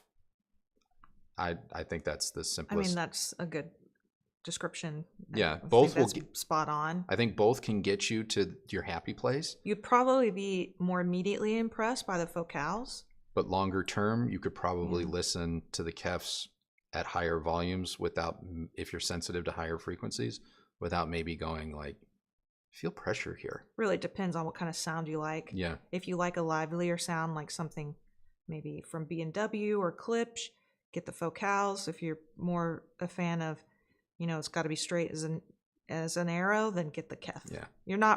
I don't think you could make the wrong decision. Like, you're not going to end up with a bad speaker regardless. Yeah. You just may prefer one sound or the other. So if you can audition them, I would recommend doing that. Just know that the KEF may require a little bit more amplification.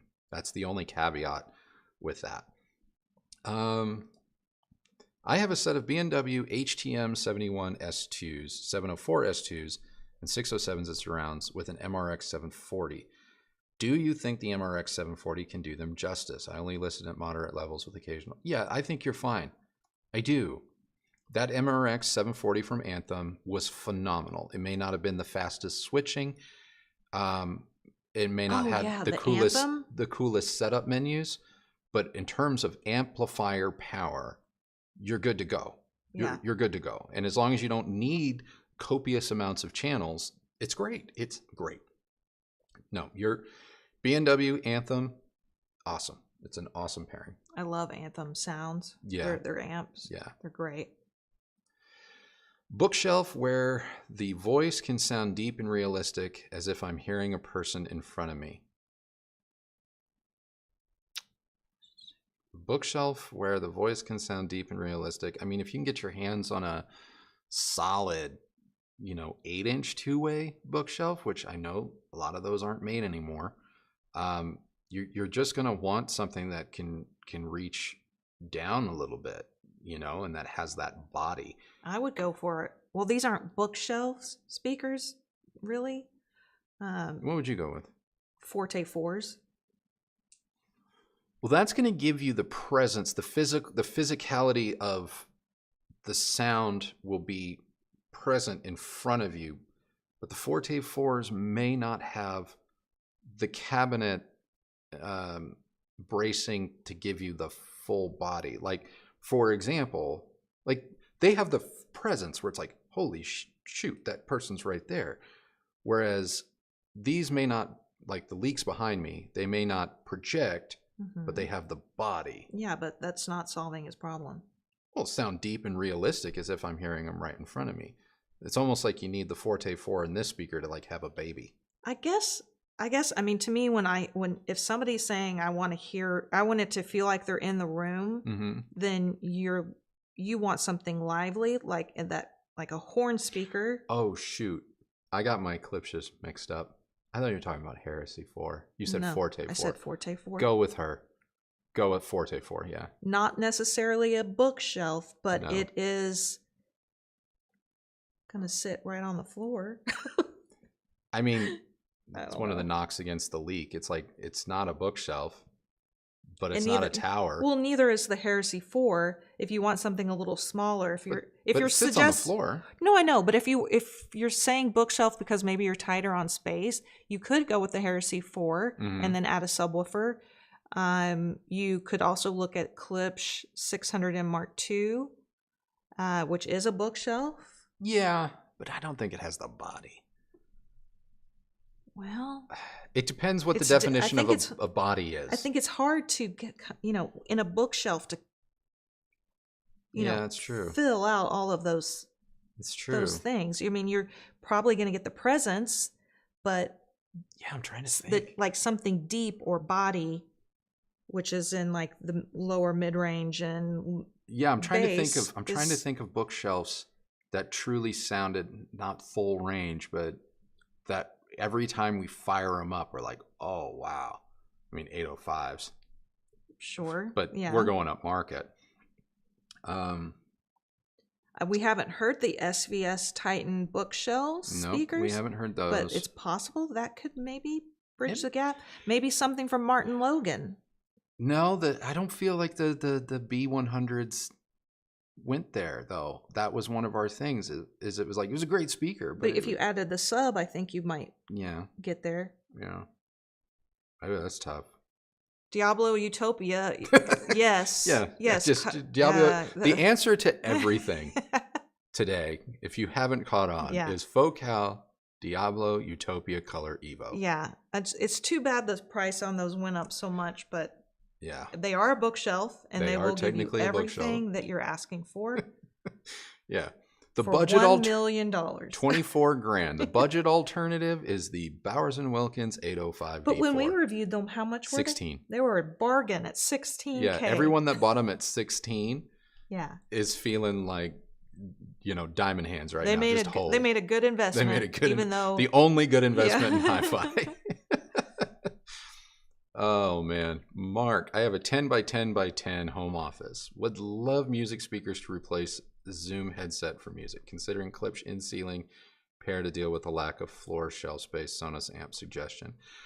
If you're just looking for ambient kind of music, to be honest, and you don't need the directionality of like stereo imaging or anything like that, by all means, you can go with like the clip in ceilings that we have with a Sonos amp, and it'll be nice. It'll sound good. And it will definitely be better than a Zoom headset for just sitting at your desk, doing work, listening to music. If you want a little bit more stereo, call it imaging, or, that stereo sensation, I don't know if it's possible, but you may consider, if your desk is in the middle of the room or up against a wall, maybe do in walls on either side of your monitor or out to the sides of your desk, and do that, because it's going to still kind of give you that ambience or whatever. But if you want to, quote, listen more critically at your desk, and you're willing to do in walls or in ceilings, and you maybe think about in walls, in which case you can get the Klipsch equivalent of a R600 Mark II in an in wall.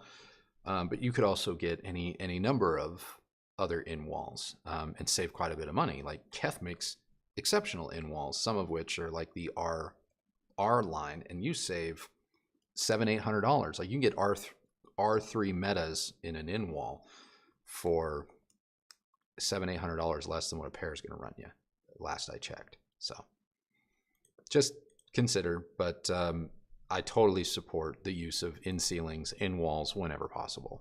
I think they're, even on walls, I think they're all radically overlooked, because they're not quite as sexy as seeing big gear out in the room.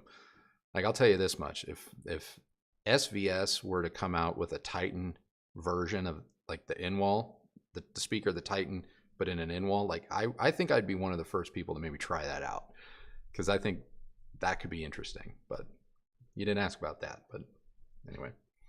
Vadim's back. Since you mentioned Ferrari, what is one Ferrari you'd love to own one day? V12 versus V10 versus V8. And what's Kristi's one true dream car that you'd buy and keep forever? I'll let you go first. Well, no, I think you have an idea of what I would say. Of what you would say? Yeah. What your car would be? Yeah. Something from the 70s. Yeah. Something boxy. Something old. Something boxy. A hatchback maybe. Or let's see. Okay, so Get into it. All right. So one of my favorite cars ever is a Lincoln Continental with the suicide doors. Mm-hmm. But that's a boat. Probably not really realistic to drive around.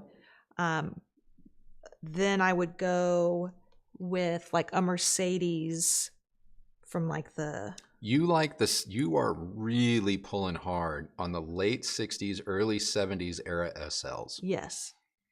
That, she has like a Pinterest board of just 60s, 70s SLs.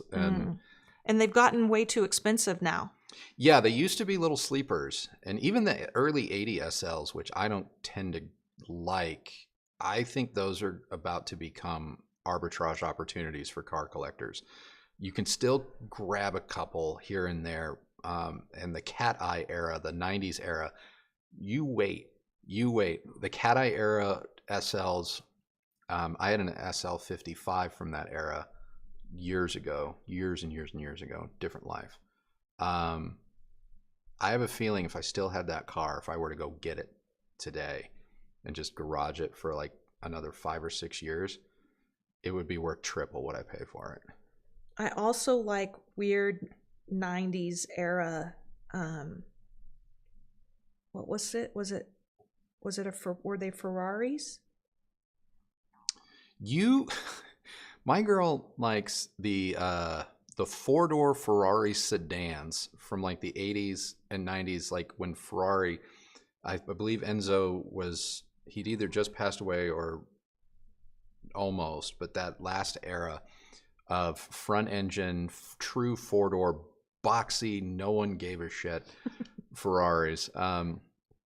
You do like those, and you love not concept cars, but cars that manufacturers, like the BMW, what was it? It was a BMW Le Mans racer, but they had to obviously make it into a production car because that's the rules with Le Mans. And so they made like 800 of them, and it was an M something. And you saw a YouTube video of that boxy thing, and you're like, that's cool. And then of course we Googled it, and it's worth like $8 million. Yeah, everything I like is expensive. It just is. But what's the one that we saw at Barrett-Jackson that went for no money? The white one? You were like, you thought it was hideous? I'm like, it's perfect. Oh, that was a Porsche 944 or a 928.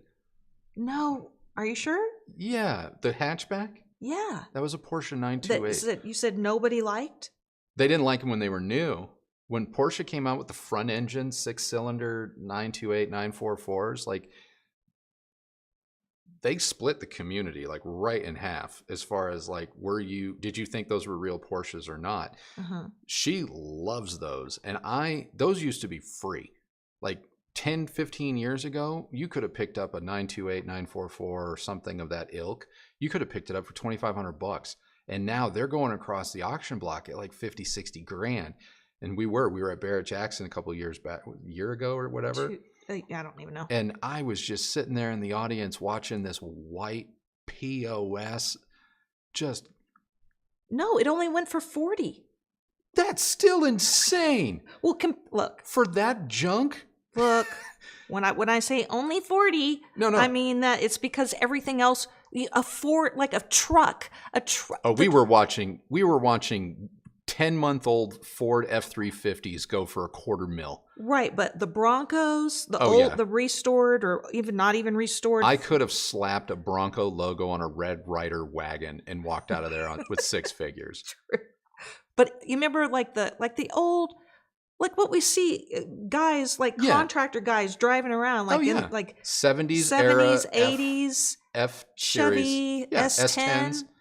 Oh man, they were going for like $200,000. Yeah, my grandfather's old brown beater S10 pickup truck that we drove into the ground when I was a kid. If I had pushed it, and I know all cars get pushed onto the block, but if I had to literally have to have pushed it while the bumper was dragging on the ground, it was just completely rusted out, I probably still could have gotten $50,000 for it. Oh yeah. So when I say only 40, it's because in comparison, there were so many other it was going for 911 money. Cars. And just like stuff my grandpa meanwhile drove and didn't think two things about over it, you know? Meanwhile, like a bespoke one-off Bentley Continental, you know, with all of the upgrades and coach work to the nines with a teak lined hatch trunk goes for like $45,000.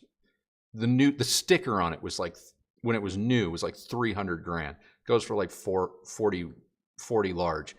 But yeah, a 70s Ram 1500 pulls 200,000 because someone put a $2 lift kit on it. Oh my gosh. You know, I really wish I still had my my GTI. Your 08 GTI. That was a nice car. It was fun. It was a 06. 06. Sorry, 06. Yeah, it was I love hatchbacks. They're my favorite type of car. Mm-hmm. And VW doesn't even make a two-door not in the States GTI anymore. Yeah. Oh my gosh. But it sat and didn't get driven over COVID, and it was seized up. It wouldn't start. There were animals that had moved in, created their little homes in the but it went to a good cause. We donated it to the SPCA, and they made $8,000 at auction for it. So we did a good thing. But I do miss that car, and I kind of wish we would have kept it and had it restored. Yeah. Probably would be worth something someday. Yeah. Someday. Anyway. Vadim, believe it or not, my dream Ferrari is really basic. I want a 360 Challenge Stradale. That's it. That's my favorite. And a gentleman through the glass, who's a YouTuber, English chap, just bought my dream car, Challenge Stradale, and I watched that video, and there's a scene very early in the video where he takes ownership and he fires it up, and he like laughs like a little child, and then you can kind of see his eyes well up, and that's like, I know that feeling. I was very fortunate. I got to drive a Challenge Stradale for a weekend long time ago. Someone flipped me the keys, and I've never wanted to live in a car more. And for the record, the car is not comfortable at all. There are no creature comforts. You are sitting in raw carbon fiber tub. There's no sound deadening. I mean, people have put radios in them. I don't know why. But it's just, it's what you want a car to be in my experience. You know, I've been tossed around tracks with professional drivers in quote better cars, but you feel that race. You feel like you're racing even going 30 because it's so raw. And the only other car really in modern era that I've driven that reminded me of that was the Alfa Romeo 4C, which is a 4-cylinder little baby supercar, but it's so stripped down that it feels like a Challenge Stradale at times. So, all right. Wirehead, FunFi term credited to Bob Father. Bob. Oh, he's the United States of Analog. Sorry. Bob Fonseca? Bob Fonseca. Wait, that's United States of Analog? Yeah. The radio. Yeah, no, yeah. I used to listen to Bob Fonseca. Yeah. In Texas. When I was in college at UT in Austin. Yeah, that's United. When people still listened to the radio and like drove in cars with the radio, like just the radio, you didn't have a choice but to listen to the radio. I did not realize that is who that was. Oh, really? I mean, he's a radio guy. You don't see his face. Yeah. Holy shit. Yeah, that's United States Analog. Oh my word. Okay. Leroy Jenkins. I just took delivery of a pair of Founder 120H's, walnut, gorgeous. Which function should I run first? Room correction or LAPC with the 1000, or does it not matter? Okay, R1000 doesn't have room correction, if memory serves me. That was a function of the GX70. All LAPC is going to do is test the lay terms here, so don't come for me. It's going to test the load of your speakers to the amp and adjust accordingly. So I would run that first, and then whatever third-party room correction you're going to do, because I don't recall the R1000 having room correction of its own. That was something that the GX70 I don't think it did. No, I don't believe that it did. So I do believe that Even Technics recommends running LAPC first and foremost. Love that name, Leroy Jenkins. Just picked up an Oppo BDP 105. Are there differences in the quality of fiber optic cables? Any recommendations? No. Quality differences in certain cables to me come down to construction. So obviously fiber optic cables can be very fragile. And so there is something to be said for maybe a cable that's made a little bit better, especially considering the way some cheap or included optical cables are. I've broken many. Some of the super thin optical cables can kink. Like they're so thin that, you know, they don't drape, and over time they start to kink, and then obviously that can create a problem with fiber optic cables. But as far as like, oh, this cable is going to sound demonstrably better than this cable, no, I don't believe so. And in my experience, I have not yet found that to be true. But I will spend, when it comes to cables of certain kinds, I will spend for better construction. And for me, I'll spend for drape. Like, I hate when cables won't drape.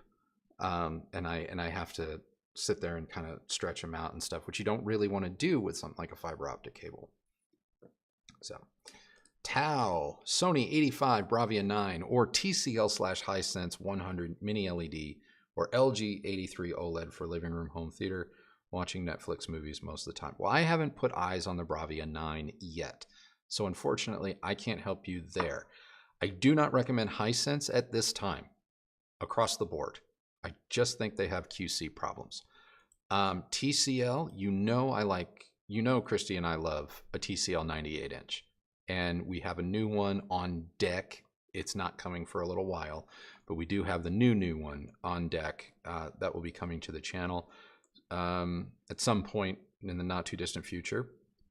As for LG, I mean, LG is just the old standard.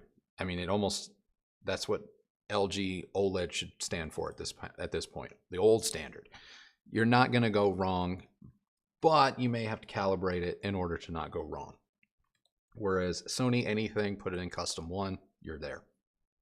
So don't recommend Hisense for anything. LG is always going to be a solid pick, but if you need the brightness and the output, then TCL or Sony. Chris Veltman. Vinyl sucks. Seems your vinyl habits have changed. Maybe I'm just making an assumption, but are you now using your records as Katie Frisbees? We never see your collection anymore. Chris, very astute eye. I do not listen to vinyl as much as I used to back in Austin, and that's primarily because our schedule has just radically changed, and our music listening habits since moving have radically changed. We did not do a lot of outdoor living in our old home.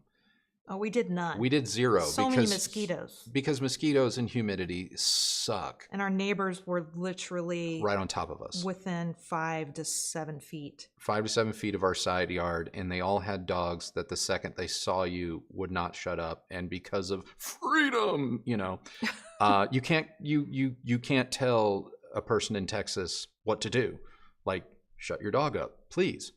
They just look at you and be like, "Oh, our neighbor was awful. She was the worst. She was the absolute worst. She encouraged her dog to bark at us. Yeah, so it really... She was psycho. So we were trapped indoors when we were home way before the pandemic. Between the oppressive humidity and heat and our neighbors being absolute a-holes, we just stayed inside. And as a result, records were always nearby. Our living room was laid out in such a way that I had like a separate little table off to the side that the record player lived on. Oh, and we also had that, I forget the brand. Remember that like all-in-one unit? Oh yeah, we had the Andover. The Andover thing and we had made a whole video about the habit of listening. And it became a ritual sort of for us. In the morning we would put a record on that little setup. And was it the best sounding thing? No, of course you're not going to compare it to some multi-speaker setup with the best amp, phono stage, and all that stuff. Stop. Use your freaking common sense. But the enjoyment that product brought to us was more than worth its price. Oh yeah. But we just, like he's saying, we just don't have a place like that set up in this house, and we spend so much time outside. Yeah, so we've kind of shifted like what we find, where our habits, our rituals are taking place when it comes to listening to music are just a little bit different. Yeah, we still have our record player, we still have our entire record collection, but if you want to blame anything for why you see less records, blame the Bang & Olufsen A9. When that came to the new house, and admittedly, it has been unplugged for the entirety of construction at the moment because everything's so dusty and everything. We're just keeping it safe, and we're relying exclusively on Sonos speakers at the moment for outdoor.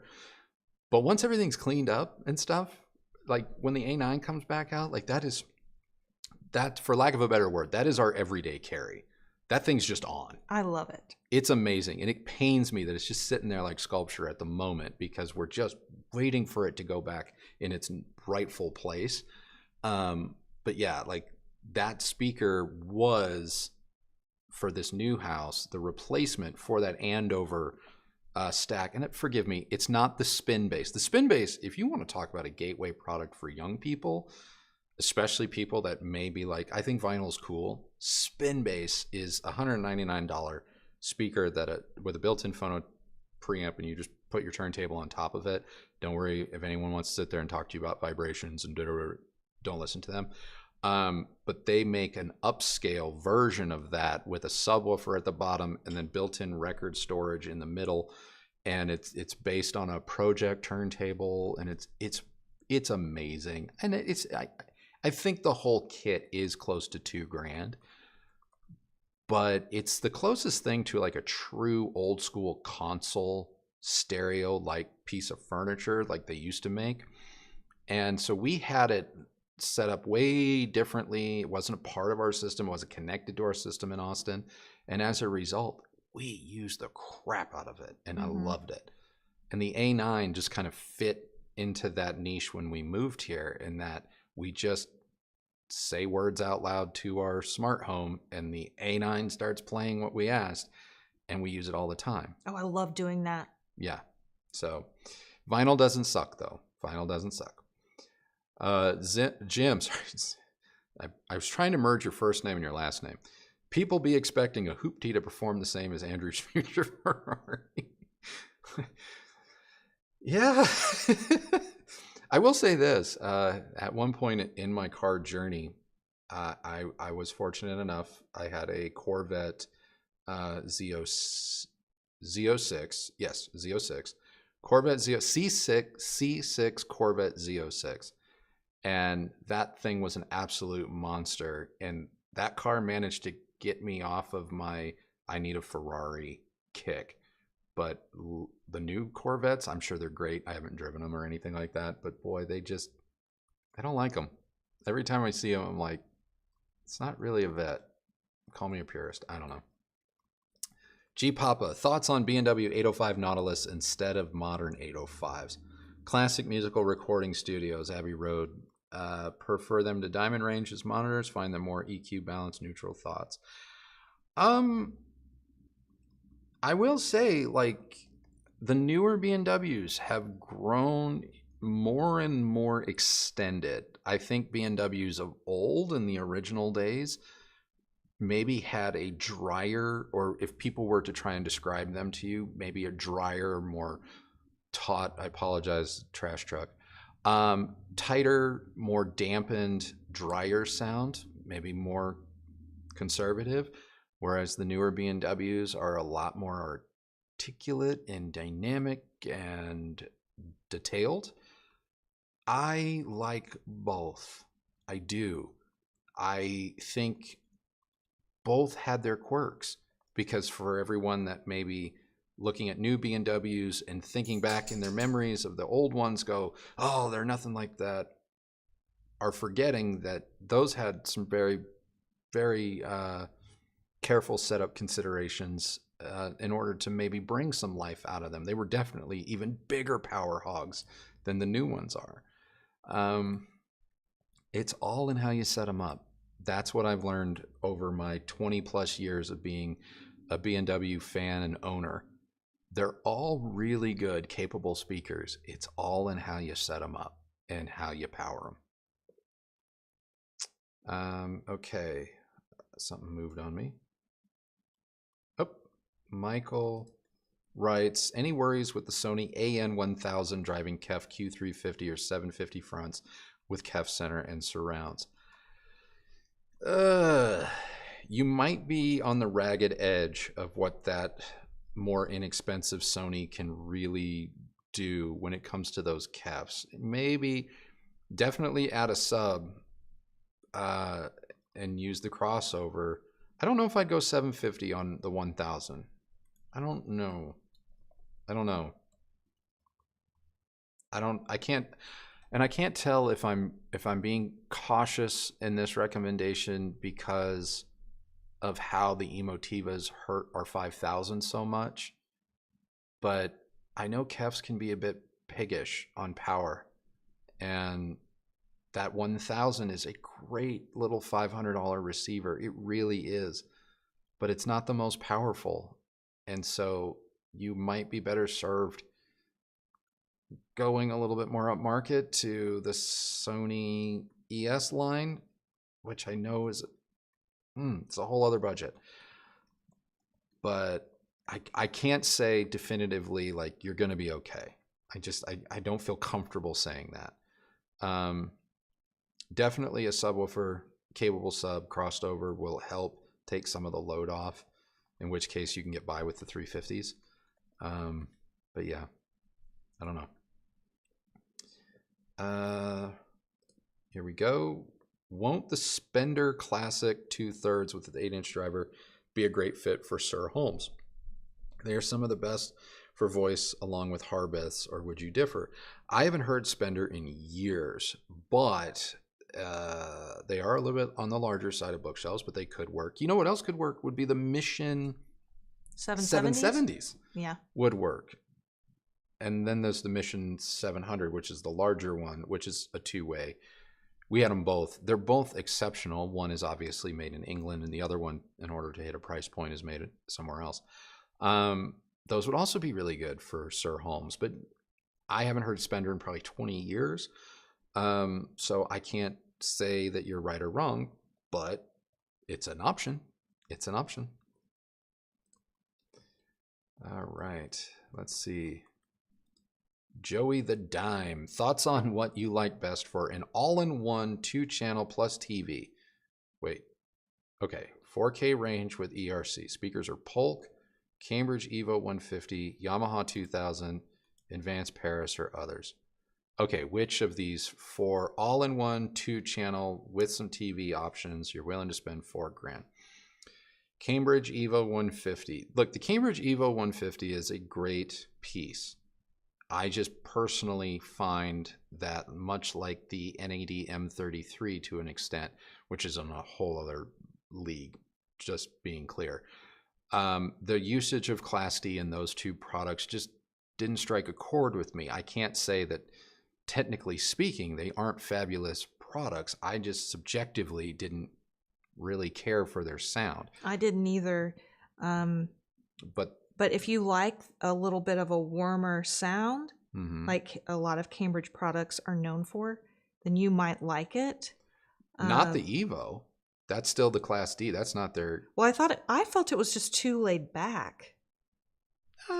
Maybe. I think you're getting the Evo confused. I'm not. With the... I'm not. Okay. Yeah, I'm not. I just thought it was Cambridge's clinical. Like AXR products. Yeah. But I've never really liked any other amps. Not even the Edge. See, I really liked I know you did. I really liked the Edge. Not and for I was me. about to say that you might be able to go pick up an Edge integrated for 4K. I'll tell you right now, get the Yamaha. It's amazing. The Yamaha, the 2000A is, the Yamaha 2000 is just, it's really hard to beat. That's why it's in our collection too. I have no experience with Advanced Paris other than to say that they look strangely reminiscent of someone else's products. I don't think that they're wholly unique to Advanced Paris. So before you go spending whatever they're charging, there's a very good chance if you do a bit of Googling, you might find the exact same product for about half the price. So yeah, but yeah, Yamaha, out of your options here, I would probably go Yamaha 2000 for me. Tommy's Shine Box just finished a new basement for HT. Before installing equipment, what are your thoughts of installing a full home surge protection and breaker panel smart for our hobby? I don't have any experience with full home breaker panels full home like surge suppressors, power supplies, things like that. Definitely need to speak to somebody maybe a little bit more versed in that than I am. I will say this, I've always found there to be a benefit to having my rooms, even if they weren't dedicated, on their own circuits as much as possible. And I don't just mean like this room's on a circuit, the kitchen's on a circuit. Like, no. Like if you know your gear is getting plugged into that particular outlet or two outlets, make sure that those are their own dedicated circuit. I think there's a benefit to that. And that's it. That's what I got. Michael Stevens, what's with manufacturers only rating AVRs for 2-channel? Any way to figure out what it is for each channel? I have amps, the towers, and center, but thinking my rear and side channels are underpowered. I mean, they're doing it because that's just the standard. That's what is law. Is it law? I don't know if it's law, but that's just the standard. It's nothing really, I don't believe, nefarious. I mean, yes, sometimes manufacturers, much like megapixels on a camera, attempt to do their best to, look at numbers a certain way, but it just is what it is. Any way to find out what it is for each channel, you can write to the manufacturer if you're curious, but there's a very real chance they won't tell you. Yeah, we ask these questions we ask all the time. We even say, look, if you will just tell us what your all channels driven power rating is, this will go so much better for everybody. Yeah. Because we know that there's a lot of people that question ratings and specs by the brands, and we can't get an answer. And I believe you were sort of alluding to the fact that it's not always something maybe nefarious or that they're trying to hide from you, but if they told you, it also might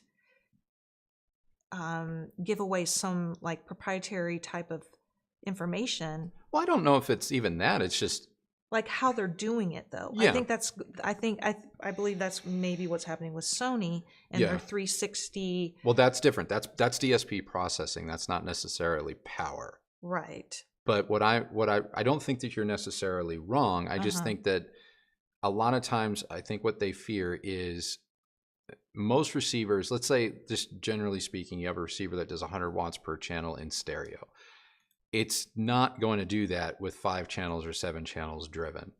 And while they're under no obligation for that to be the case, because the standard or the rules or whatever you want to call it, when you buy something and you see 100 watts and then you were to call them, they'd be like, oh, actually at 7 channels driven, it's 35 watts per channel with all channels driven.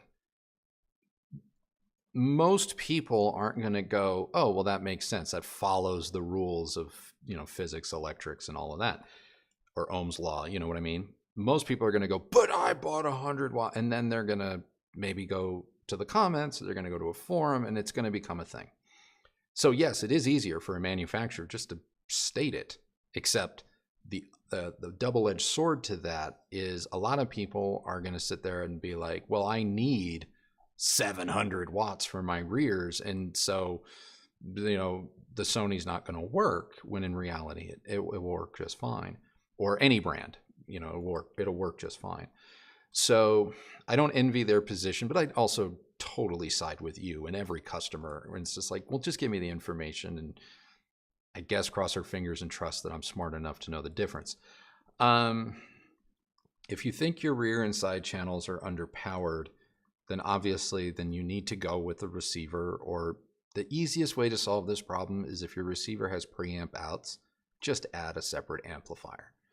Just go get a 3, 5, 7 channel amp, Emotiva Bass X, Emotiva XPA, or whatever floats, Outlaw, whatever floats your boat, and just do it that way. That's the easiest way to do it, and the easiest, fastest way to peace of mind. Jason.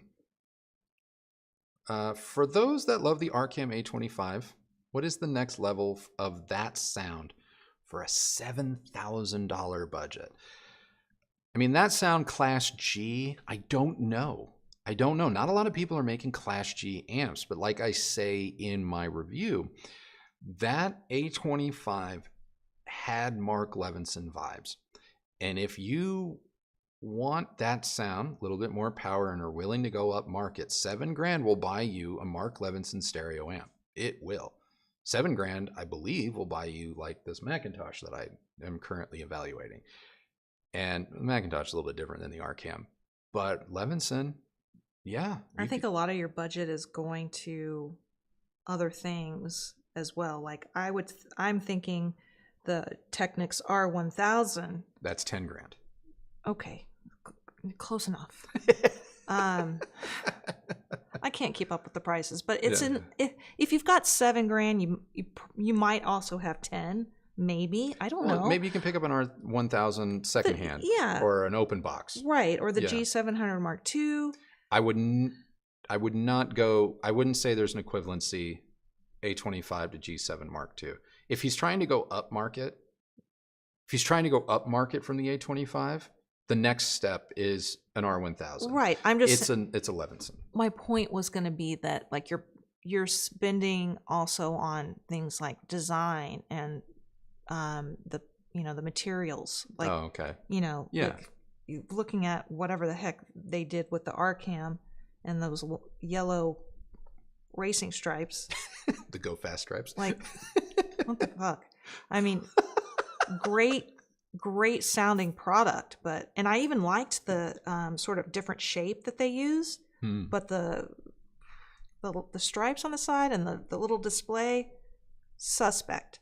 But yeah, getting some meters and like a nice silver chassis, you're all, that's really, I mean, I kind of think you're part of what you're paying for. I mean, as well as you good go up sound. market, as you go up, you're paying for quality parts. You're paying for engineering. You're paying for better everything. And if you want an A25-esque experience, and i.e. it has a preamp built in, phono stage, and all of that, then by all means, you have to look at something like an R1000. But if you're like, no, I just need the power delivery and the tonality of the power, I'm sticking by my guns. Levinson is a really, really close facsimile. And I think Levinson, I mean, these are going to be older. I don't know what they're doing nowadays, but the older ones in the 500 series, which you can pick up for a song, those were Class H, which is similar to G as I understand it. Dwayne, suddenly hearing the name Advanced Paris a lot. What do you know about the brand overall? Looks can be deceiving. Looks can be deceiving. What I know that I've not heard them. I have not demoed them personally. We were offered, and full disclosure, I said I will not make blanket statements that I can't back up about the product. And if I also find that my suspicions are correct and that it appears to be a rebadged of a OEM, I'm also going to state that. And then suddenly we were not offered that product. Well, I mean, the distributor said we may not be the ideal. Yes, ideal person, and that we would be better off reviewing something else, something much higher end, from a brand, a different brand that they also repped. Yeah. So I can tell you this much. It has the Advanced Paris, even without hearing it, in terms of build and construction and physical circuit design, has absolutely nothing to do with a Macintosh. Zero. They are not comparable in any way. Advanced Paris is closer to Emotiva than it is Macintosh. Do with that information what you will. Hi. Uh-oh. What? AFA. As far as I know. Oh, okay. I don't know the acronyms. As far as I know, there was no Unplugged after the Primaire A35.2 amp review. Could you compare its sound with the M33 from NAD or others in the master line? And what about Kristi's thoughts? Andrew's a grandpa when it comes to the slang. If you know, you know. Yes, exactly, Wirehead. All right. So what is the thought about Primaire A35.2 amp compared to NAD M33? Oh my goodness. I would say the sound is going to be fairly similar. Kind of. There is no sound. Which for some people that would be like, that's heaven on earth. That's exactly what it's supposed to be. And you know what? Go with God. And buy that, whatever that is, to your, that's how you should spend your money. Yeah. For me, I'm not into that. I would prefer something with a little more personality, and that's just my personal preference. Yeah. They're both exceptional to the point of they're so transparent they're forgettable. Like I say in the Primera review, like I really liked the product because half the time I just forgot it was hooked up. And it did its job, but it also didn't leave me with any sense of like, I don't even know what the word is. I don't want to say whimsy, but it was a tool. It was a tool. It did its job. It was a hammer, and it always hammered in the nails. But that's it. That's it. And the M33, you know, if you watched our review of that ages ago, I can't argue. It's probably perfect. It's probably a perfect product. It definitely does a lot of things. It does everything at this insanely high level. I just don't want it. Call me crazy. I just don't want it. And the Primera stuff, like, I love it. It could have done a few things better, but that's on the preamp side. The amplifier was great. In fact, I loved the amplifier when I was even using my mini DSP SHD EQ and all that as a preamp. Like, I loved that little combo. It was great. As far as the other things, other Masters products and NAD's line. So, you know, I have been looking to or seeking a sample of, what is it, the M66? Yes. For a while now, and did finally get an answer. And I'm really curious to what you think. Yeah, what does the family think of this? Yeah, so here is what, when it comes to Lindbrook products, they handle things a little bit differently, and that's their prerogative. So we would be required to do a little bit more for them or with them. They require a lot more hand-holding. They want to be a little bit more a part of the process than we really allow. Or that it's just not our standard policy. Mm-hmm. So it's difficult for us to like say okay to one brand when we've been pretty adamant that we don't do that for anyone else. Mm-hmm. And can I interrupt? And the reason we don't do that for anyone else is because we try and mimic, whenever possible, even when getting samples, we try and mimic the customer experience. And it's not as if NAD is going to handhold you, the customer who buys their product, through this entire thing the way that they are asking us to do. And so it seems like an unfair user experience that inevitably has the potential to create bias. And we don't want that. Well, it's kind of like a speaker company that wants to literally fly to your location and says, well, I'll send this to you if you let us send a rep down and install the speakers for you. And now look, with a certain company like maybe Wilson, that's part of like if you're a customer and you buy a pair of Wilson speakers, I'm pretty sure that's the buying experience you would receive. Yeah. But we've had this type of requirement from other companies who don't, like, if you were to buy, like, you could buy something online through, say, a Crutchfield or whatever, but they're not going to come to your house and set up your speakers and make sure you have it right. So why should that be a part of the review experience? That's just our philosophy. Mm-hmm. Now, if we were brand new and never done a speaker review in our lives, then that maybe I could see a little bit as being more understandable, but that I don't think that's the case. Now with NAD, and like I wanted to bring in their M66, and we might still do it. I don't know. We haven't really decided. There are a lot of requirements. First, we'd have to have like a phone call with somebody before they would even send it. And then they have to approve of our associated equipment. Well, that was the newest. That's a new thing. That's the newest bit of information. They would require knowing in advance what we would be connecting to it. And it would have to be at least one pair of what they called high-end speakers.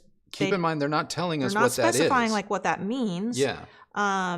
They would also have to be paired with a premium, at least 2 premium subwoofers, or as up to 4 would be 2 to 4 premium subwoofers. Yeah. Again, what does that mean? Yeah. They're not being specific. And then in addition, like after we have if that all is agreeable and we have the type of gear that they would deem worthy, then after we've had some time living with the product, they want to do a phone call, a Q&A. To which, if I don't have any questions, why does the phone call need to take place? But it still needs to take place. And understand, like, we've really never been asked this, other than maybe in passing, where it's like, hey, you know, for example, hey, Macintosh, we're wrapping up our evaluation of the 801 signatures. I would like to do one more amp pairing. I think this would be a great opportunity to bring your product back to the channel. Do you mind sending us an amp for review, for its own review, but that I can also use in a high-end review, because I think it would be a good fit. Let's see. And then boom. But I mean, it's cursory. It's not a prerequisite. You know what I mean? And so there's like 3 tiers of pre-approval that Lenbrook is now putting in place, while being incredibly vague as far as what any of it means. I mean, and I'm sure, like, if I wrote back and said, well, what do you consider a high-end speaker? Maybe they would offer like some specifics. What I find funny is, like, they do make like some, they have a PS Audio. PSB. PSB is one of their brands. Mm-hmm. They have a, what I guess would be considered a high-end speaker. Sorry, I'm tired, guys. My brain's not functioning. I thought it was sort of funny that they didn't offer, like, I can send you a pair of PS. Because we have that happen sometimes. Yeah. When people are like, well, I'll send you everything I think you're going to need for the best experience. Yeah, and we appreciate that if they want that sort of, or if they have that kind of expectation. Yeah. But now if we're having to source a bunch of gear just so they feel comfortable with the review, I find a little odd, especially after waiting months to just for get a response. for an answer. You know, whether they were open to the review. And I kind of wonder with NAD, I mean, I think they make great products, right? Yeah. But they're not what I would consider high end. I think that they make, the Master Series. The price point is what I'm talking about. Yeah. Like, you know what I'm saying? Like, I want to know, here's my real question for the audience. What would you consider, what would you be pairing your, like, say if it was the M33 or the M66, like, what speakers are you pairing with that, with those?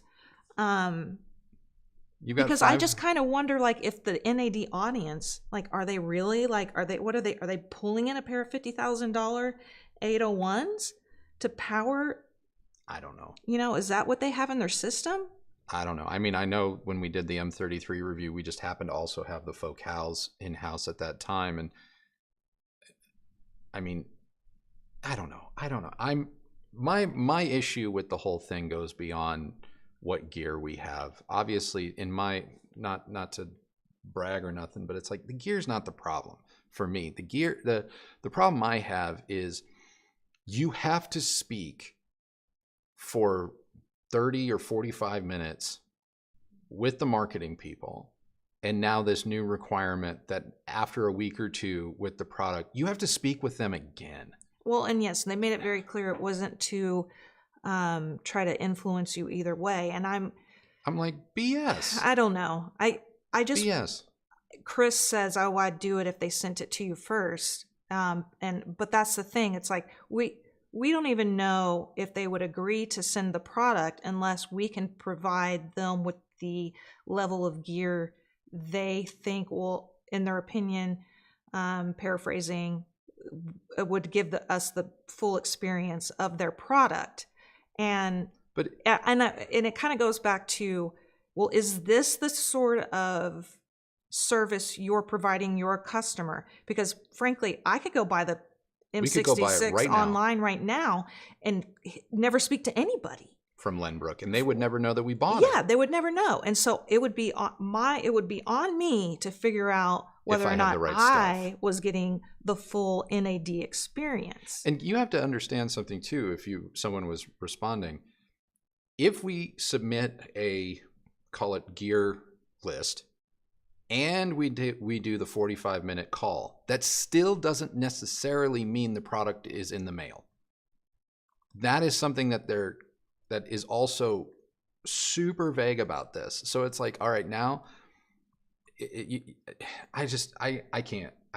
If I really want to review that product, we'll use the company card and we'll buy it in order to bring you that review, because that to me, it's removing guardrails that we keep up on this channel for a reason. Yeah, and it's just, and the more you're trying to explain it to people, the more pissed I'm actually becoming. I mean, and like we have the 801 Bowers and Wilkins signatures right now, Mm-hmm. but we wouldn't even be able to, maybe, we're not even sure if it can happen, get the NAD product until sometime maybe in August. And that requires us to see if Bowers and Wilkins will let us hold on to the 801s in order for that review to happen. Yeah. And they're already being gracious in dealing with our construction schedule and us having to push that review back. Right. Then they kind of need their stuff back. Yeah. But if we can't have that in-house, then we got to I got to try to source a speaker that they're going to deem appropriate. Yeah. And that's just not always easy, Yeah. Like, stuff takes time and coordination, and I don't know. I'm just really curious to know, like, any of you who have NAD products, what are you pairing those products with? Mm-hmm. And are they what you would call high end? To me, high end is kind of more about a price point and a feeling. It's something that someone else has assigned that value or that term. You know what I mean? I'm not saying that you can't find a lesser price product that Concept gives 50s. You the same enjoyment or what you would call a high-end experience, but I don't think that's what NAD is talking about. No, because I can make an argument. I could do a whole essay on how, like, the Q Acoustic Concept 50s or the SVS Titans can give you a high-end experience. If you set them up right, you can have a high-end experience. You really can. But I don't think anyone in, quote, high-end circles of audio would look at either one of those and say that those are high-end products. So anyway. And Jim Bucket says you're allowed to review, but only if you follow our rules, 100%. Which marketing and not a review. And Jim, if I'm being honest here, like, y'all settled in. If I'm being honest here, like, I really want to write back their representative and say, all right, I'll do that for you, but I'm going to charge you, because do you know how much time that's going to take? This is going to take some hunting down products. Maybe we have to go buy something. Yeah. Like, we don't have a ton of what I call premium speakers in house. We don't need them. Yeah. We need one sub. Okay, one. It works. We fine. Technically have two. We have two, but I guarantee you those aren't going to be.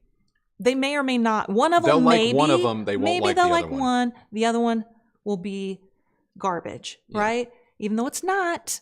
But hey, we got to hit this threshold. There's a brief we're expected to hit here. And hey, if I'm going to do that for you, you're paying me money. Well, because at that point you're working for NAD. Yeah, I'm putting together an ad for you. That's what this is. This is not a review. This is a product walkthrough or just a flat out advertisement. That's not what we do here. And it's very difficult to be agreeable to that. If your average Joe customer isn't going to get the same experience. Yeah. Those are my thoughts. All right. And for the record, we don't do that. We don't do paid reviews. We don't do paid advertisements. So she is 100% right in her critique, but because we don't do that here. And in the earlier days, we've done product unveilings and walkthroughs. And we're paid for it, because we're not actually giving you a review, because you can't compare it to anything and blah blah blah. And for the record, for the record, I'm not saying that NAD said we couldn't compare the product with something else. I'm just talking about all of the other hoops that have been put in place, and whether that's going to be the experience you have at home with ordering their product, you know, and can we fulfill their requests in order to get the product sent? Yeah. And do I even want to do it at this point? Like, I'm already tired. Like, I'm already exhausted. You've exhausted me. Okay. You know, and like, I'll just go buy it. Which is probably what we'll end up doing. If you sell it online, I'll buy it from you and then return it. Yeah. Well, we need to get moving. We need to get off NAD. So I'm going to move to G Papa. If you love the 360 Challenge Stradale, the 430 Scuderia will bring you to tears. Best raw V8 mid-engine track car Ferrari made. Don't disagree. It is the demonstrably better car. I have driven the 430 and I have driven the 430 Scuderia. The reason why I like the 360 is the 360 still looks like it was crafted by hand, whereas the 430 ushered in an era of Ferrari where I think they started relying more on computers than, call it, artistry, which is the most the debatable thing ever, but that's why. Denon 3800H used rack, Atoll in 200 on pre-out for front, left, and right. Arundel 1723 5.1 for 2-channel. Am I limited by the Denon DAC? Is it worth it to connect DMP A8 to Marantz Cinema 30 for better sound quality? I don't know. I honestly don't know. You are talking about numerous products in the signal chain that I have no firsthand experience with, so I can't even begin to speak to try and relate to your current experience, let alone give you advice on how you might improve it. I don't know, and I apologize for that. Sorry. Yuri, which is better, phono stage inside the Rotel 1592 Mark II or a separate phono preamp? If iFi Audio Zen phono, maybe. I have a project with an Ortofon 2M bronze. No, I think the Rotel for a 2M bronze on a project, I think the Rotel is going to be just fine. You may notice a slight difference in gain by going with a third-party phono preamp, but not enough that you can't solve that by level matching it with the 1592 by turning the volume up or down a notch or two.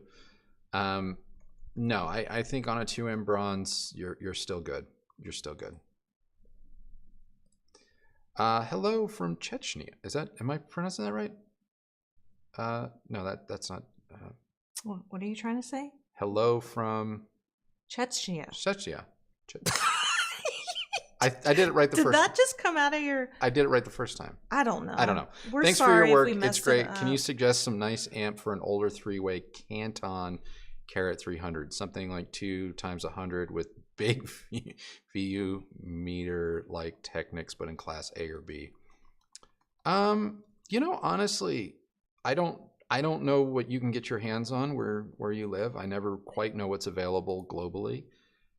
But if you're willing to buy secondhand, I think you will be able to find a Macintosh stereo amp from maybe 5 to 10 years ago that will fit this bill just fine. And I think you're going to have a really great experience. Meters, I know they're sexy. We all love them. I'm not going to deny it. We all love them. But they contribute zero to sound quality and experience. They are purely aesthetic. They don't do anything other than just show you something. And even then, what they're showing you may or may not even be true. I mean, if you just want class A or AB 2 times 100, but you don't need the VU meters, then you can get darn near anything. But if you want AB with the real deal meters and the vibe that they bring, I would buy secondhand Macintosh before I go buy half of the stuff currently sporting meters. That's just me. Triple X. Listen to the 801 signatures and Focal Utopia recently. Damn. By the way, any cool speakers comparable clarity under 10 grand? Look, if you want comparable clarity, but you're willing to be okay with, obviously, it's not going to match the 801's bass output, that bass response, that just like otherworldly, I can't believe it ain't butter bass. 805 D4. 805 D4. It's going to cost you $8 grand for the pair. Throw another $1,500, $2 grand at like an SVS subwoofer. You won't match the 801 signatures, but you'll get close enough with 40 extra grand in your pocket that you'll feel better. You'll feel good about life. You really will. As far as Focal Utopia,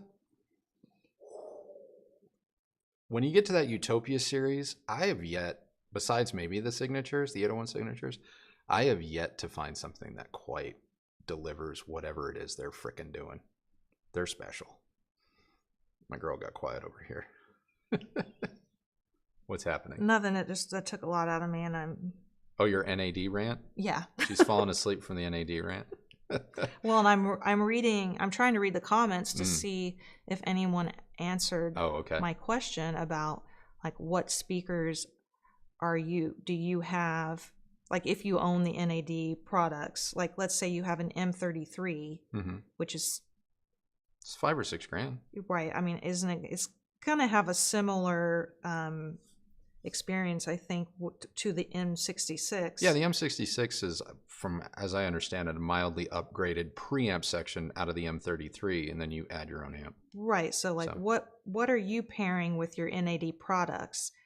How much did they cost?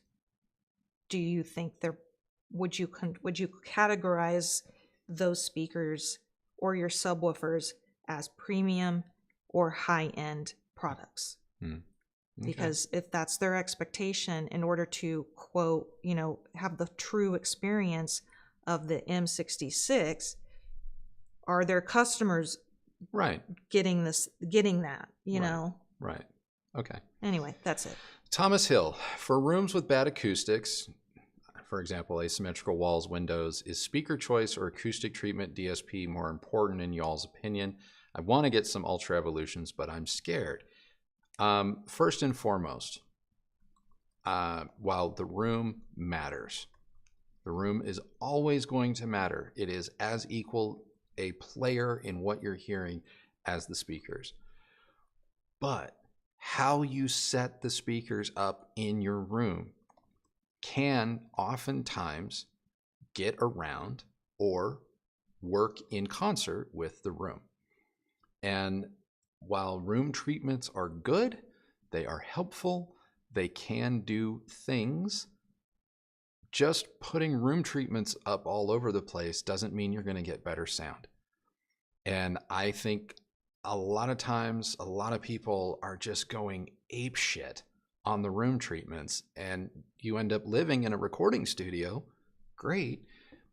But did you really do anything? A lot of people just start throwing stuff in the corner. They start like, you got to treat first order reflections. You really don't, unless you want to collapse your soundstage. So you want to control your RT60 times. That's your decay time. That's the time it takes. Like when you clap your hands, like the ringing, the echo, you want to tamp that down, but you don't want to kill it. You don't want a room that's overly dampened to the point where when you clap your hands, it sounds like you're clapping your hands inside of a blanket. You want a little bit of reverberation because your brain expects it to be there. And so there's such a thing as over-treating a room. So you need to identify, like, does my room have decent carpet, or do I have a rug? Do I have a lot of furniture in there, a lot of bookcases? To me, the first thing I do when I walk into a room is I just clap. I just kind of walk around and I clap. And if I don't hear a crazy amount of echo, or I don't hear echo at all, I don't even think about room treatments. Period. End of story. A lot of people in our past videos, and maybe even some of our current ones, they're like, "Oh, I can hear a little bit of reverb in your voice or in your mic." And it's like, yeah, because I'm recording way away from where I sit, because I can't record where I sit. The RT60 times at my listening position are under 0.5. But if I step 6-8 feet away from that, because of our open concept, and I'm currently staring at a giant open room with nothing in it, the RT60 times 8 feet from my listening position are over a second. You know what I mean? And so you just kind of like, if you don't really hear a lot of slap echo or reverberation, it's like maybe your room's fine. In which case, it becomes about the speaker's placement in the room relative to your listening position. And I can say this much. Our room has a known dip on the left side in its frequency response at our listening position. The left side has a dip at 40 hertz. It's a room node, it's a room node mode, whatever you want to call it. And it's known. But for whatever reason, I can say the evolution, Titans at least, the way with which they deal with bass when properly set up in a room have gone as far to overcome that known thing that only really one other speaker has managed to also kind of do, and that's the 801 signature. So it really is about placement. Now, I ended up placing the Titans a little bit differently in our room than a lot of speakers, but that's just because when I sit down and I start placing speakers, I listen and I move things gradually a little bit at a time. Believe it or not, and I was never formally trained on this, it's just from watching videos and hearing other people talk about the process.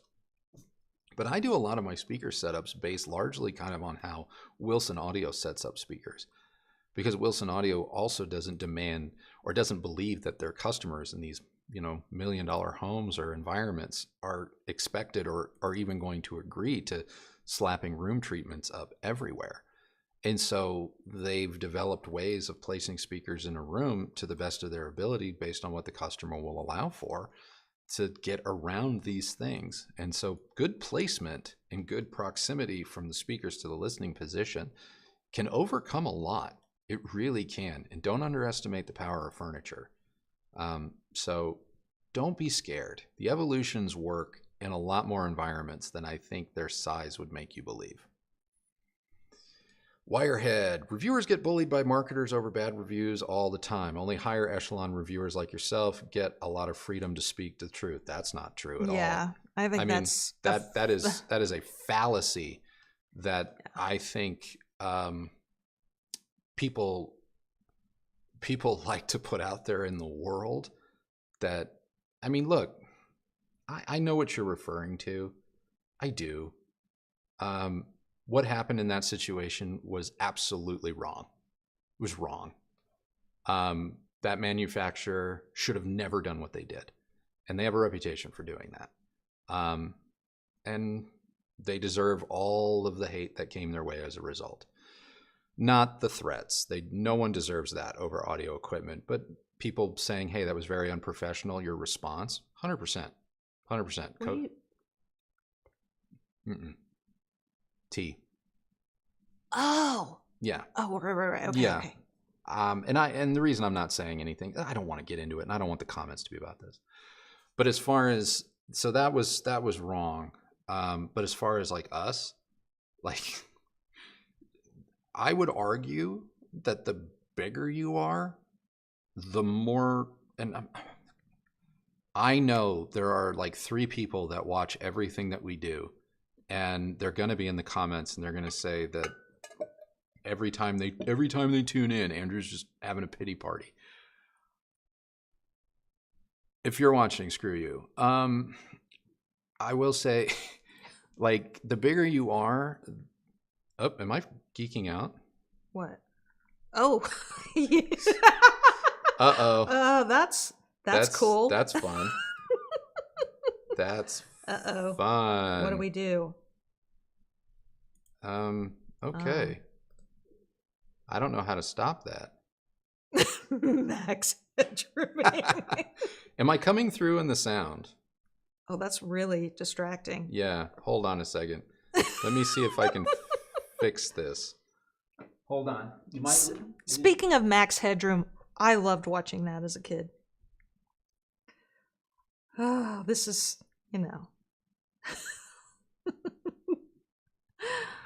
Oh my God.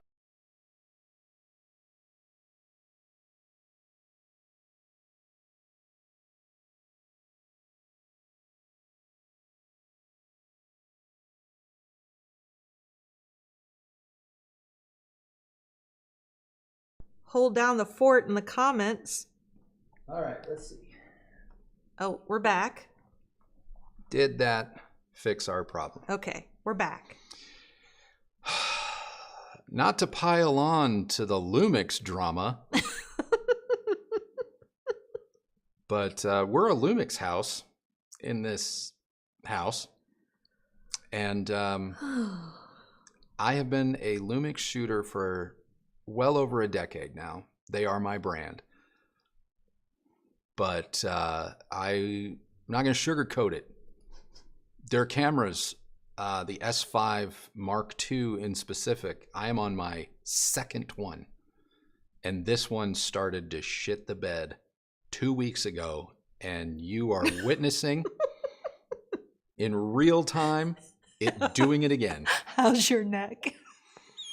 Sore.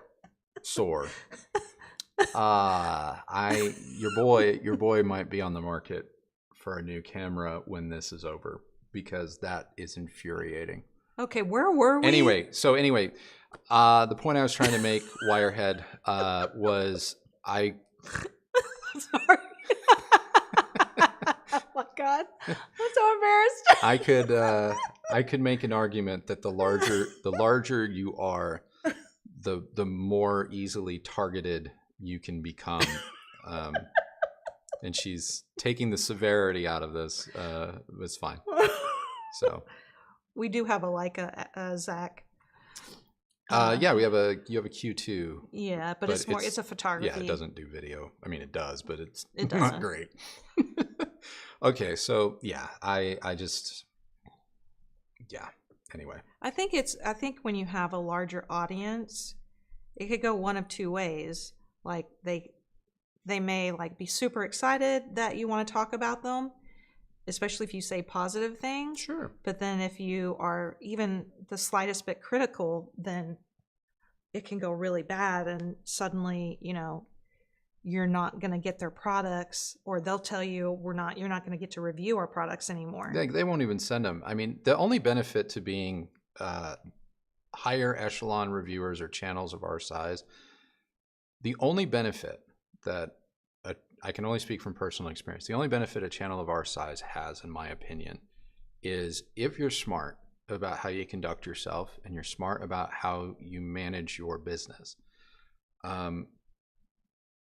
People don't have control over you.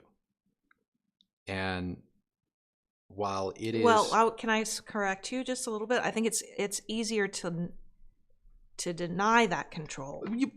I think it's the same thing. Like we always prefer when a brand will send us a review sample, because it's just easier. It makes the process of bringing you content fast. It makes it easier. It doesn't give them any say over what we do. It doesn't give them any preferential treatment. It does nothing except make the process of creating content for you to make up your whatever easier. But it's not as if going out and sourcing it ourselves, i.e. buying it, is difficult. It's just a matter of, you have to understand, like, there's only so much operational capital any business has. Yeah. And we are a small business. It is truly, despite what other people may say, the rumors, or what you or people on forums believe to be true because of our polished whatever, or my use of vernacular. Well, that's too big of a word. My use of language must mean that we are the marketing, advertising arm for everybody. It's not true. We are a husband and wife team. We have been since day one, and we have operated our business exactly the same way that we have since jump. And we've grown, and I'm very proud of the fact that we've grown organically. We've done no paid advertisements. No one's patted us on the back or promoted our stuff, at launch. It's just what we do. We put out what I believe is a good, honest product, and we do it with consistency. And because of that, we've earned a reputation. I believe we've earned much of your trust. And that has all of its own benefits, and it has some of its drawbacks, because if you've watched this channel for 3 years, if we run into something, we will tell you. We will. Because like I've said on previous live streams, I've said in comments, I don't work for the manufacturers. I work for you, the viewer. The only people I care about are you. So I need to make sure that I feel I am giving you what you tune in for. And that is the most honest assessment I can manage. And if I'm super excited about something, I need to also let you know, like, this is something that excites me. And to be honest with you, I don't think there's anything wrong with that. I've been reviewing products now for 24, 25 years professionally. If something excites me to the level where I'm not able to maintain my chill in a video, it speaks volumes. At least it speaks volumes to me, because it's rare. It is rare for me to go like, whoa, So that doesn't mean money has exchanged hands in any way.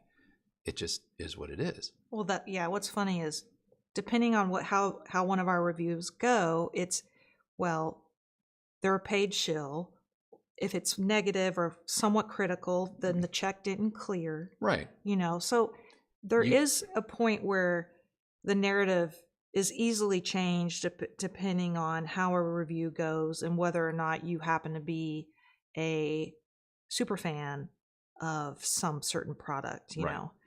But keep in mind, understand that all of these narratives exist as a byproduct of the ever-changing demographics of the audience, and how and what kind of information the audience wants to consume. Because we've done what we do here the same way every single time. Our methodologies really haven't changed. I've always taken measurements. I've always done that. I just never used to put them on the channel. But I realize now that through evolution and hearing from you guys, like, okay, some of that stuff is important. You want to see it. But the bigger point being, like, the freedom to speak the truth really comes from inside. Yeah, it's a personal decision. It's a personal decision, in that I won't let someone tell me what I can and can't do with my business, just as I can't tell someone what to do with their business. So if my approach to this hobby is something that, sorry, NAD, you're the person as an example today. If NAD doesn't want to, quote, do business with me in the form of giving a review sample, that's fine. That is fine. I respect that. But NAD also knows, just as any other brand knows, that if I truly think that the product is important enough to bring to you, I'll just go buy it. I'll just go buy it. The difference that the audience needs to realize is that while we are in a very fortunate position, and that, yes, we do get a lot of our requests granted for review, but we are also in a fortunate position in a lot of ways because of you guys. And because of streams like this, that we find ourselves with a little operational capital where it's like, hey, yeah, we had some things go down with a response that we got from a brand. And while we don't want to deal with that brand, it doesn't mean that their products aren't still valid. So we'd go and buy them. But we can only tie up money in so many different places. This year alone, full disclosure, I think I added it up. Granted, we didn't keep everything. We have returned it. And I don't like taking advantage of brands in this way, but I consider it a necessary evil. But we've tied up more than 20 grand already this year in various purchases to bring you reviews. Like I said, a lot of it has been returned, and we've been able to bring that capital back in and then respend it on the next review. But I've kept quite a few things. Yeah, I mean, it's not always. It's sometimes I buy something to review it, and then I'm like, well, hell, I really like this, and I believe in it, so I'm not going to return it. Yeah. Eversolo A8, SVS Titans cost us $4,000, to get in this house, and so it's like,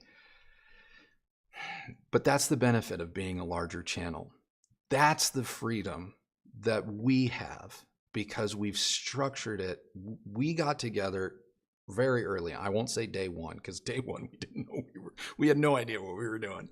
But we got together once we realized, like, hey, this is a business. This is now our business. And this is how we're going to build our lives for the future. What are the rules? And we have our rules. And we do not come off of them for anyone for any reason. Oh, yeah. Like guys, guess what? We finally heard from PS Audio. We're super excited that they reached out to us.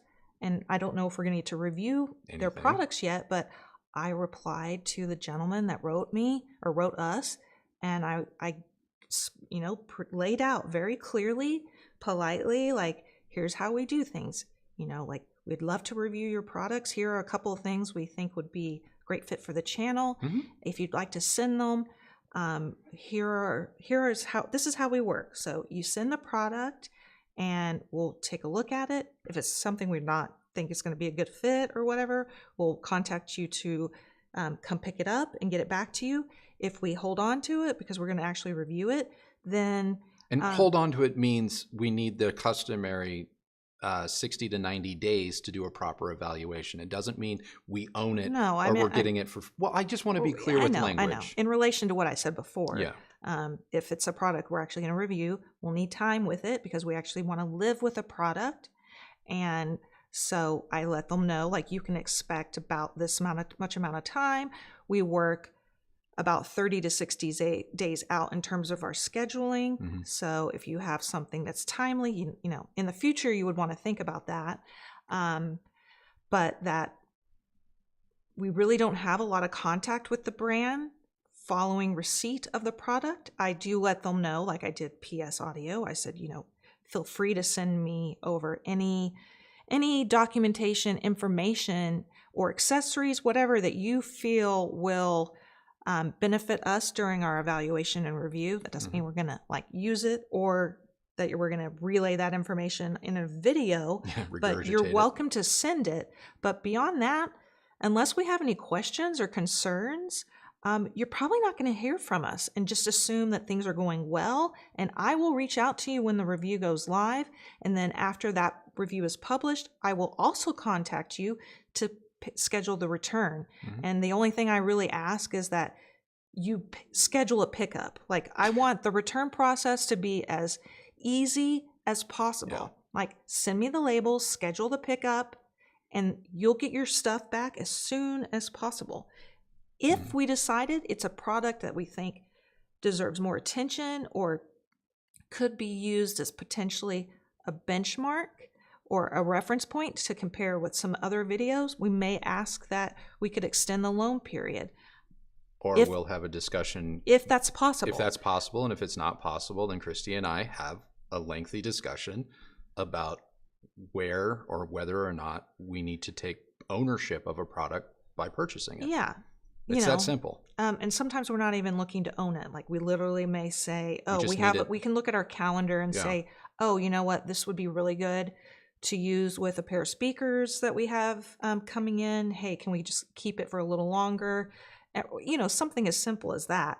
But that's it. And I very plainly wrote that in an email to PS Audio, and they acknowledged that they got the email.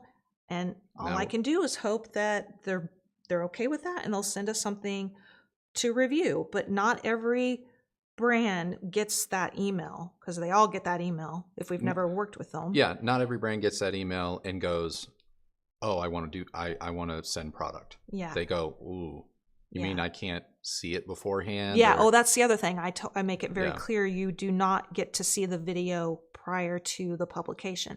So a brand sees it the same time you guys, the viewer, sees it. Mm-hmm. And, we all hope for the best, right? But that can be scary to a brand or a manufacturer.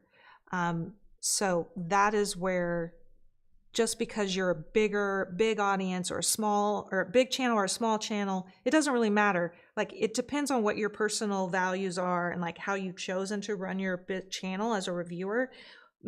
The size of your audience doesn't really matter, because it's up to the brand to decide how they feel about those sort of stipulations.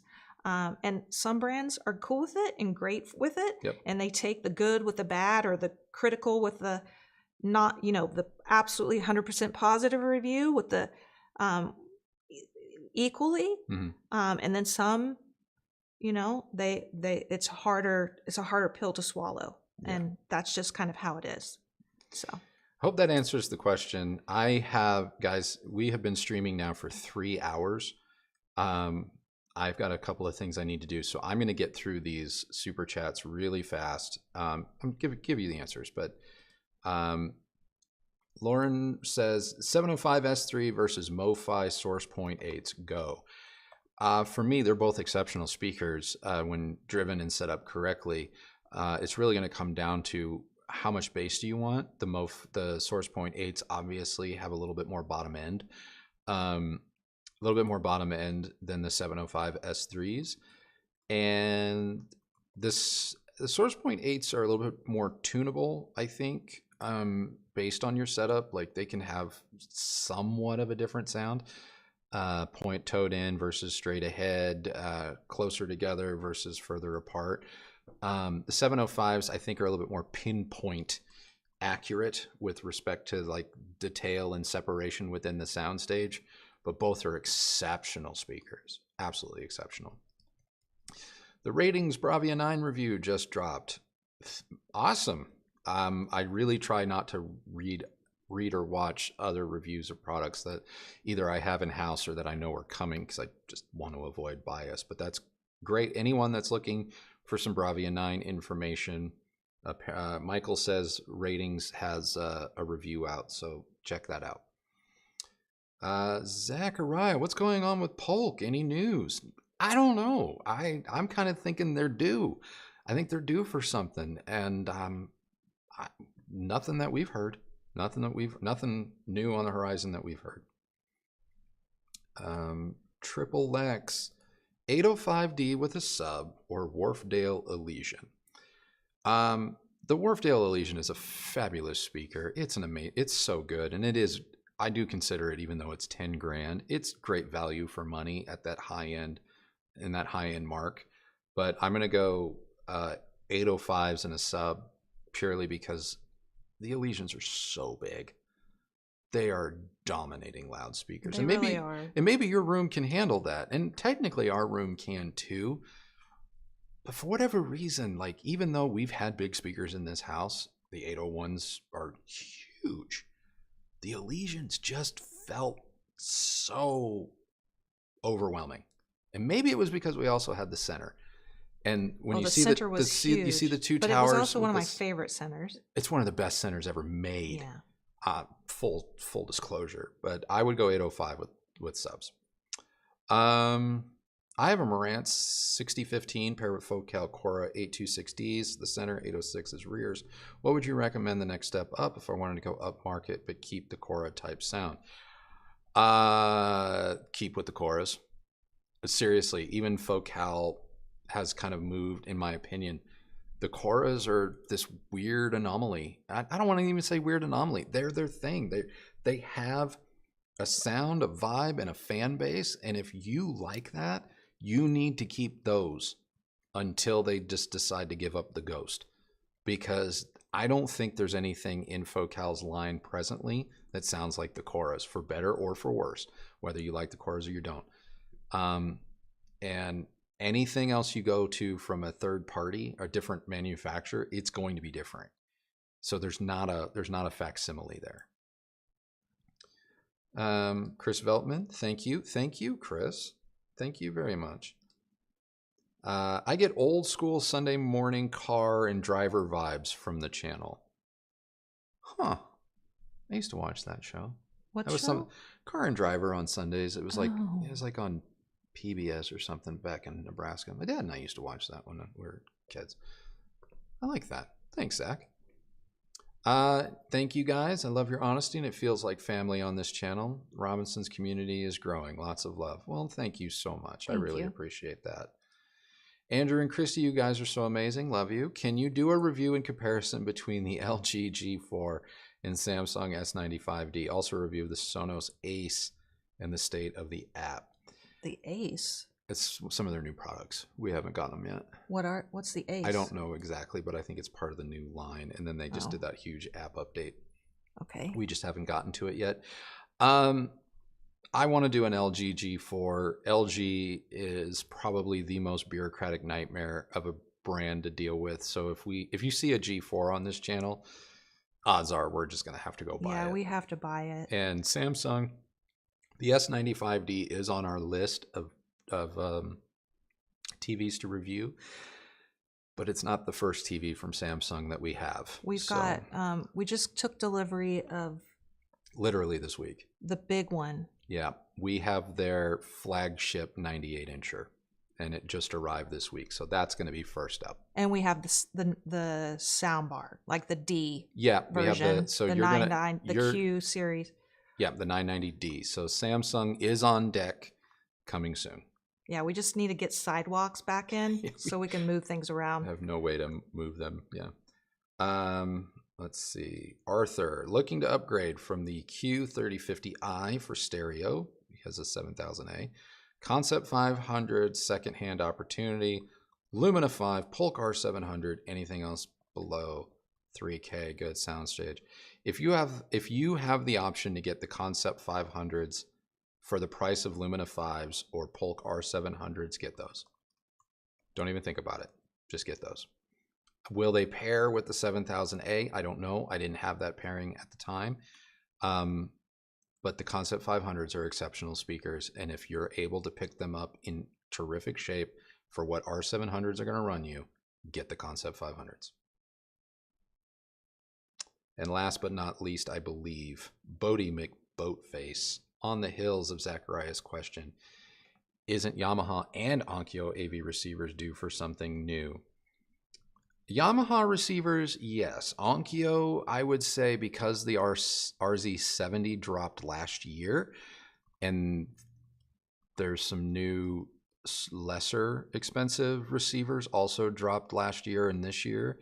I think Onkyo is still in their new product cycle. The RZ50 is likely the one that is, I don't want to say old or aging out, but I would say that may be why you think they're due for a refresh, because I think a lot of people overlooked the RZ70, and you shouldn't. That amp was phenomenal. But Yamaha, their A vintage line is definitely probably due for something new. But we haven't heard anything. That's not me going wink, wink, nudge, nudge. I have no clue. Hi, all. Loving the live stream. How did you two meet? What are your personal aspirations and mutual aspirations? The things you would like to achieve together over the next few years. Okay, we're going to end on that one, guys. So please don't do any more super chats.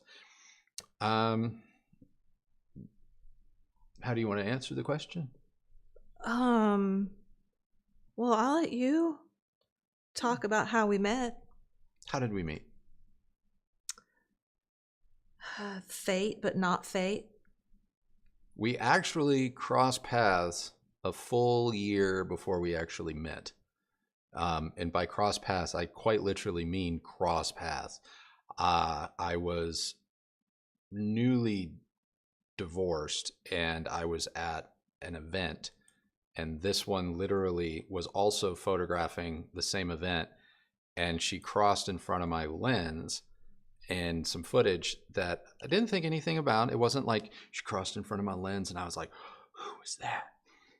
What's funny is that when we met and actually, started dating and going out, we were talking about all the stuff that we have done before we met each other and previous life stuff. And we realized that we were both at the same event. Well, then the next day after that conversation, I went to my office at the time and I was going through my footage, and I pulled up the very first shot of the day, and I saw my future wife walk right in front of my camera. And I had this footage on a hard drive for a full year, and not thinking anything of it. And so I thought that was really cool. And so, yeah, we've been inseparable. Well, I mean, we separated. We were not together for that year, but then because we have the right amount of star stuff, we were attracted back to each other after a year. And yeah, we've been inseparable ever since.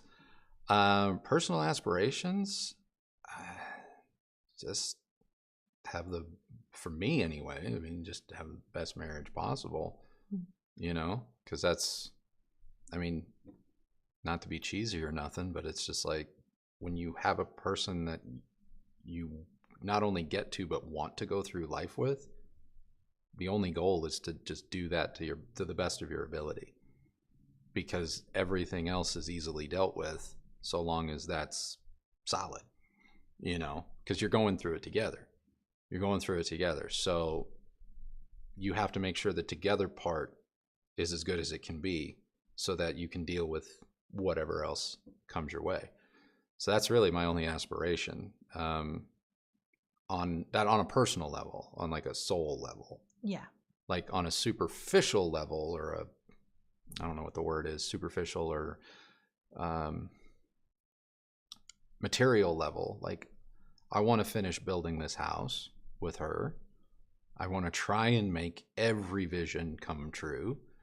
Some of it won't, but not for a lack of trying, just a lack of skilled tradespeople where we live. Or money. Because she dreams a little bit bigger. He does too. I do too. I'm equally guilty. We both have expensive tastes. When it comes to architecture, yes. I don't spend on myself often. Like, I've been wearing the same clothes probably for 20 years. And I used to cut my own hair, because I don't care. But when it comes to architecture and finishes and, layouts and rooms and furniture and stuff like that, like, I will go absolutely buck wild, because I don't know. I just think it's cool. So yeah, I would like the channel to grow the way that it's supposed to, and wherever it goes. I won't be able to do this forever. I know that. We've had numerous conversations about what the end game for this is supposed to be, or what that would look like.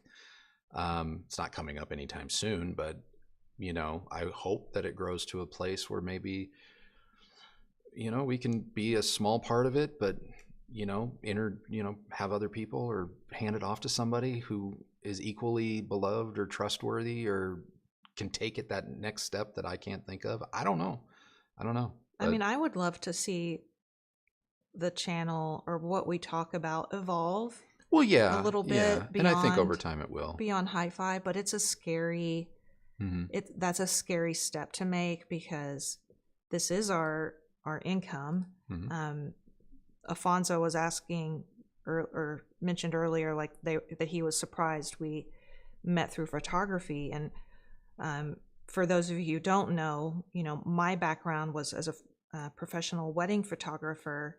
And once Andrew and I met, and I knew he had a video background, I was seeing, I felt that having a photography video wedding business that could fulfill both of those needs within one company, or under one brand, was the smartest way to go, because working with outside videographers was always sort of the bane of my existence, because we just don't know each other. They have different goals on the wedding day than I did. And you're oftentimes you're just meeting them for the first time and trying to navigate an entire wedding with a stranger. Whereas when we met, we combined our efforts, and even though I'd had my own business for 10 years, we started booking weddings together and providing photo and video services. Yeah, those services as one, and it was becoming so much fun, and like we were really starting to sort of hit our stride. Yeah, we had booked quite a few what I would consider to be pretty marquee type weddings, and then the pandemic hit, and rightfully so, those things had to be put on hold. Yeah, and we just had to take an entirely different direction. And while Andrew had a background in audio video reviewing, I had zero, obviously. And so in order to make a living, we started doing this just to pass time, because at the time we couldn't go anywhere, couldn't do anything. And then as things evolved, it became a source of income, and this is how we earn our living.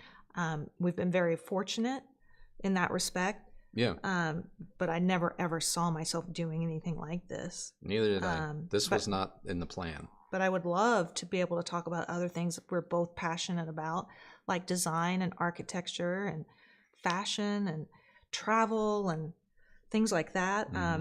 But like I was saying, it's a little bit scary to make that step and hope your audience will either stay with you, or that you can find a new one that is just as passionate about those things. Other topics, yeah. And I do think it's going to be an interesting test in the next 2 months or 3 months. Once I'm not saying this so that anyone has sympathy. Please don't. I'm just saying if you notice the scheduling, or like third Thursday live streams haven't always been happening. Unplugs have been turned into live streams a couple of times. Like, we're just really trying to work around the chaos that's kind of happening around our house. And I really appreciate you all being very, just very understanding of that. But I think in the next, call it 2 to maybe 3 months, it's going to be really interesting as we venture out of this room once construction is done, and show you what we've done out there, and take on some of the projects that are going to be coming into, that are going to have to be done as we head into like the fall football season. And this one still wants a full-on outdoor drive-in theater. And while we built a setup, or not a setup, we built an area in the new outdoor space that will accommodate that. Like, I have to like source and wire and do all sorts of stuff. I mean, it's going to be interesting, not only to take you through this entire process, which we've been documenting along the way, but then now the finishing work is really up to us. Like, obviously, I don't know how to build a retaining wall myself, so that's hired out. But the finishing is entirely up to her and I, and so you're going to be getting that content. And we'll see. It could be awesome, and everyone could love it, and we're going to love doing it. But it could be one of those where, we get stick to audio, and it's like, oh yeah. I mean, man. I've already seen a comment like, create a second channel for that. And I understand. I get it. That idea. And if we were still in, say, 2020, where everybody was stuck at home, we could probably do that pretty easily, because we do understand what it means to create watchable content. But now I think it's a lot harder. Somebody else was talking about how it's not easy to be an independent creator, and I think you're right. YouTube is a lot harder today than it was when we started. Yeah. But even when we started, it was harder than when YouTube was founded. Sure. Everything always gets progressively more difficult, more challenging to become, to get in on, to get a foot in the door. Yeah. But it's definitely a lot harder now. People are people don't watch as much content as they used to. Well, yeah, because just things have changed. Yeah. And so the point I'm trying to make is that just starting a new channel it's a lot more complicated, and we still have to make a living. You know what I'm saying? So starting completely over, I don't know if we would be able to do it. And it would be so hard to run this channel, Hi-Fi and home theater, while also doing something else. Because as Andrew mentioned earlier in the stream, it is just the two of us. We do not have an editor. We don't have an agent. We rarely do sponsored videos anymore because it's become such a pain, and it's frankly can be a liability because you don't always know who's really behind some of the brands that are coming, like sponsorships. Yeah, I'm not talking about Hi-Fi in general. I'm just talking about like a company that has X product that they want to get out there. And you see, you see a million months later, it comes out that they're shady, and we don't want to be we don't want to be tied up in that. Yeah, so we've lost weeks of our time because we do our due diligence on brands and products that reach out to us, and at this point, we're just saying no to everybody from an advertiser and marketing standpoint, largely because it's like you do 5 minutes of digging on something and you're like, oh crap, they're under investigation by the FTC, or oh crap, they just had an $8 million judgment they're paying off because they did the very thing their product or their service claims would never do. And it's like, I don't want to end up on a CoffeeZilla video. I just don't. Oh, right. Right. And we had for a while, we had a representation who we thought could handle bookings, things like sponsorships and stuff, and make our lives a little bit easier, free up more time, so that maybe we could explore other genres. But I still found myself doing the same amount of work as if I was doing it myself like I was before. Oh, and they were just bringing us stuff that and we would tell them. Yeah, when we would say, hey, this BetterHelp ad you want us to read, you do know that they're under investigation by the FTC. And they're like, oh. We didn't know that. No, we didn't. I'm like, well, shit, dude, that's what you're paid to do. Yeah, to know. Literally you need to know those things because you're earning. You're earning a commission on the quote ad that you're the ad dollars that you bring. Long story short being that the thing I value most about what it is that we do, whether it's Hi-Fi or the occasional furniture video or how to fix up or spruce up your home theater space, whatever the video is, the thing I value most is the relationship I feel Kristi and I have carved out with you guys. And the work that we do here, week in and week out. That is the only thing that's important to me from a business standpoint. I know I could line my pockets with sponsorship money. I know I could go take whatever free gratis thing a brand wants to throw at us. And I don't do it, and not because that makes me a better person, because I don't care. I really don't care how other people want to conduct themselves. I just know that this is what lets me go to sleep at night. This is how I want to conduct myself, and this is how I do conduct myself. And that's the only thing that's important to me. And while we have been in a position as recently as last year where it's like, we need help. And the only way that we can have help is by affording to pay people a livable wage.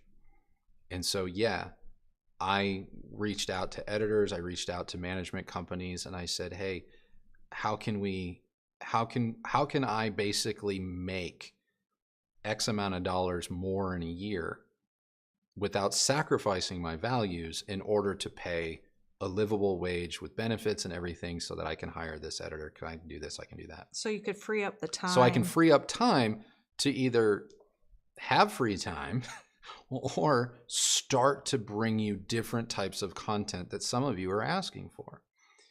And we tried it for 90 days. We didn't have an editor or anything like that, but we tried working with a team whose sole job was to try and, bring in ad dollars. And it just, it made me want to quit. On full disclosure, it made me want to quit because I realized you guys weren't enjoying the presence of some of these sponsors. We were learning things about these sponsors. We said no to 90% of them for the records, but even the ones that you saw, like the hoops we were having to, I was doing more work to kind of make less money, to be honest, that I was just like, I can't sustain this. I can't sustain this. And I'm not willing to be a parrot where I just put the script in front of me. Have you guys heard about Tide Pods? I just wasn't willing to do it. And so, and brands were getting frustrated because I wouldn't shill for something or even promote it on the channel unless like I literally got to try it, So it's like Vessi needed to send me like 6 pairs of shoes. And we went on a trip. They were very easy. Vessi was very easy. One of the easier brands to work with. Full disclosure, I mean, I know Vessi's shoes can be a little bit expensive. I'm not being paid to say this. They're not a sponsor. They did sponsor us the one time. I do actually like their product, and I still wear Vessi's from that sponsorship deal because you know what? They can take a beating. I'll give them that. They can take a beating, and I don't mind just hosing them off. And since my whole world outside these doors is dirt, you know what? Get yourself some Vessi's. There you go. But like other things, like the Better Helps of the world calls us up and it's like, no, you sold people's information. You were found guilty of it. Like, I'm not shilling for that. Just not, And so it just got to be too much. And so we kind of backed away and we said goodbye to one of our channel sponsors that's been with us for 3 years. Oh. And that was Keeps. Yeah. We said goodbye to Keeps because that was a shocker. That one hurts. That one hurts. I mean, because I believe in what they do. I believe in their product. I've been using it for 3 years. But we said goodbye. We said goodbye because some management change or something up top, and they wanted to have full disclosure of medical history. And I said, no, I would never agree to that. I would never push for a product that might make their customers, have to disclose that. You don't have to at this time, to the best of my knowledge. But I'm like, I'm not doing it. So they went away, because they're like, well, we're not going to work with you if you don't do this and that. There are requirements that were in writing that we felt we couldn't abide by, and that gave them, they just were asking for a lot of different things than that we had originally had, signed up for. And it's just like, we're just going to have to part ways with this. Yeah. Andrew still uses the product. Yeah, but you're not going to see them as a sponsor. You won't see them on the channel. unless something changes. Unless that changes. Yeah, but we're not signing a HIPAA form. Yeah, in full disclosure. An ad read. Yeah, in full disclosure, like they were very gracious as we unwound our relationship. Everyone was still very friendly about it, and they understood our position. But like I said earlier in this conversation, I said, Kristi and I just came to the table years ago with hard rules for ourselves, and we don't waver off of those for anyone, for any reason. And I see a couple quick little things in here, where people are saying, employees can put you at risk. Other people are saying use Fiverr, and people are resorting to AI. Employees, help, assistants, workers are never a risk. They're never a risk. These are people. These are people that are just trying to get through life the same as anyone else. I just have a fundamental problem or need where if someone's going to work for me, and I've had employees, keep in mind, I've had teams in my past lives. And if someone's going to work for me, I'm not going to ask someone to do something I myself wouldn't do. And if I need to be treated with respect at a livable wage and provide for my family, why would someone who works for me not have the same expectations? And I'm not saying that every job demands a 6-7-figure paycheck. Not saying that. But I also have a fundamental problem with, I know people can't live on $7, $8 an hour. I don't give a shit where you live. You can't live on that. And so if I'm going to bring someone on, I want to pay them fairly, and I want to pay them something so that when they're working for me, I know they're not worried during that time that they're doing something for me, that they are worried about how much time I'm taking away from something that's going to be able to afford them what they really need. And that is a big responsibility, because I don't want to do it part-time. I don't want to do it temporarily. I want to make sure that if you sign up with me, that we're all doing this together, you know? And so that makes it hard. As for the AI thing, don't even get me started. I'm not about to sacrifice myself for, you know, Skynet. I won't do it. I'll quit. I will quit before I'm just like, here's some buzzwords, here's some stolen footage, make me a video. I don't care. F you, pay me. Won't do it. Won't do it. I can't tolerate that stuff. And I won't phone it in either. So I know it drives her crazy sometimes, where she's like, you know, you're the effort and the fact that I'll wait until a certain time of day, or I'll buy a new light, and I'm sitting here talking about like atmospheric canisters because I want some volumetric smoke in the room for greater depth, and I'm using 6 different filters to create a look. And she's like, you know, everyone's just running around with an Osmo Pocket. I'm like, I don't care. I don't care. This is my creative outlet. This is where I still get to be a cinematographer. And so I admire Andrew's dedication and the amount of time and effort he wants to put into everything. Mm-hmm. It just, when I get frustrated, it's coming from a point of where I don't know if it's quite appreciated, or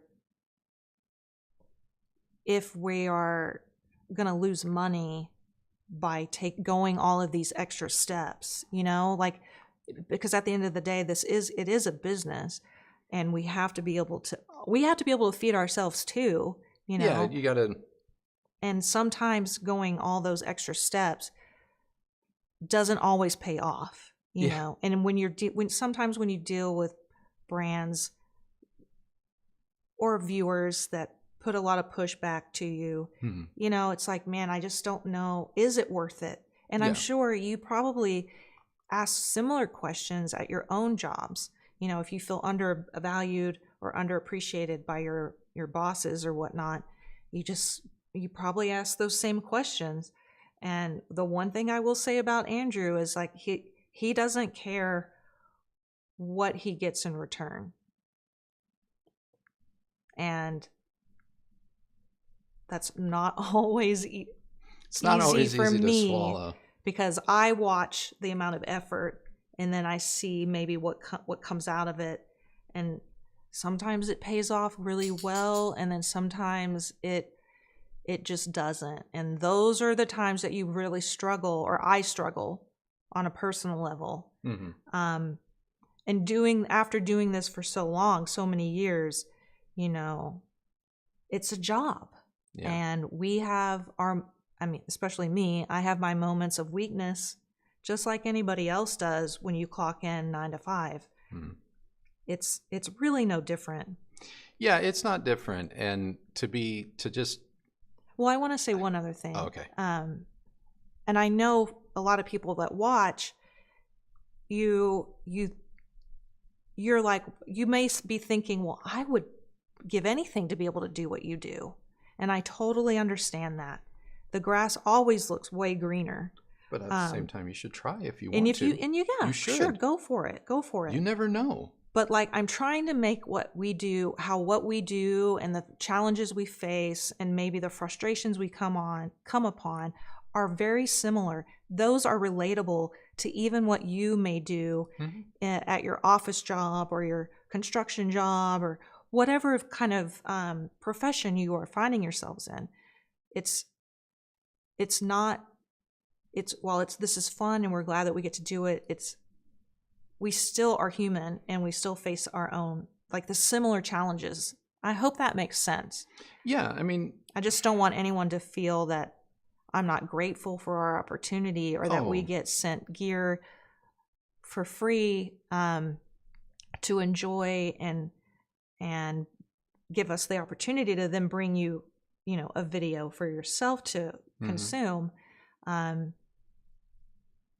Yeah, no one's I hope I'm making sense. No one's more grateful than the two of us. I mean, we really,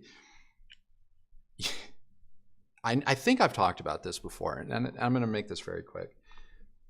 We were all facing some level of existential and not so existential fear in 2020. And the level of fear I know everyone the world over had at some level is relatable. And from our perspective, you know, to wake up one day and realize that like your careers, my business, your business, they were closed, they were done. And while we had done pretty well in our businesses, so we had some savings, like 6 months in to being locked inside, it was gone. It was out. And then all of a sudden you're like, uh-oh, you know, like what do you do? And you know, that first YouTube check for $400, you're like, and that's 6 months in. Oh yeah, that wasn't like the first month or anything. No, that wasn't first month. That was 6 months. You guys had been watching us for 6 months. We had like 25,000 subs at that point. And we thought we were doing great. Like, we're like, oh my God, like just, you know, like hold, you know, just hold the line, you know, but you know, you get your first check for $400, $500 and you're like, I'm so grateful. But what are we going to do?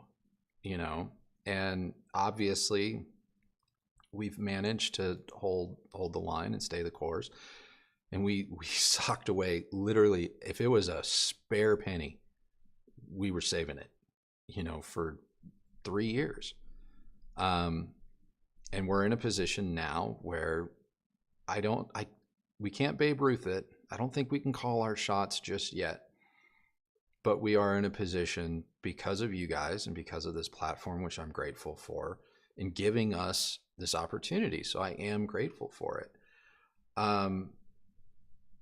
But I also, when it gets back to like that code of ethics and the rules, like Kristi was saying a minute ago, like I put in the effort and I don't care what I get in return. The reason that is the pervasive rule here, at least with me, is because you can't treat anything differently. Everything has to be given your full attention. Every product deserves the same respect. Because even if I may look at something and I go, man, this just isn't for me, I can't technically fault it. It didn't break on me. It didn't like punch me in the face or insult my dog. Me personally, I wouldn't like it or I wouldn't buy it. But that isn't to say that it isn't exactly what you're looking for. And so I have to put my personal everything as best I can aside in order to, at a minimum, bring you the same level of video because you may find it more important than me. And that can result in some of the biggest surprises I've ever seen on this channel where I'm like, that was the thing that everyone loved. Wow. Not to say it was a bad product, but just like, wow. But then there's other things where it's like, Arcam's a perfect example. Oh, for sure. You know, where it's like, all of the tea leaves were telling us like, man, you guys are you're going to love this. I love reviewing it. I love listening to it. I was so happy it was here. But yeah, I have to look at 3-4 years of emails and chasing people down and talking to various people, like why, like literally on the phone. And not that that's hard work, but like, why can't we just get something in here? Like you announce this new thing. I'm noticing that review samples exist, you know, and then I would go maybe to buy it once or twice and it was out of stock. And it's just like, so you look at all of that effort and then it gets here and you're like, it's worth every moment of it because this product actually delivered on the promise. Would have liked HDMI. The yellow wasn't for me, but the A25 performed.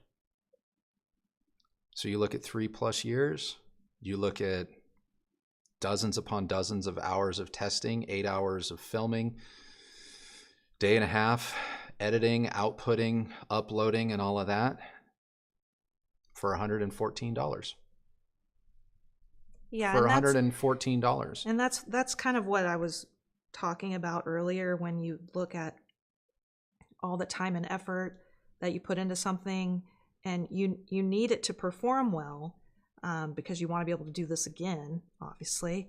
And then when it doesn't, you're like, well, wait a minute, were we wrong to pursue that? Like, what does the audience miss? Like, what does the audience really want? And there's a lot of those kinds of things that inevitably creep in when you're running a business. Like if you're just starting out on YouTube, or any business that you're like, if you're self-employed, if you've never been self-employed, it's very hard to quite understand.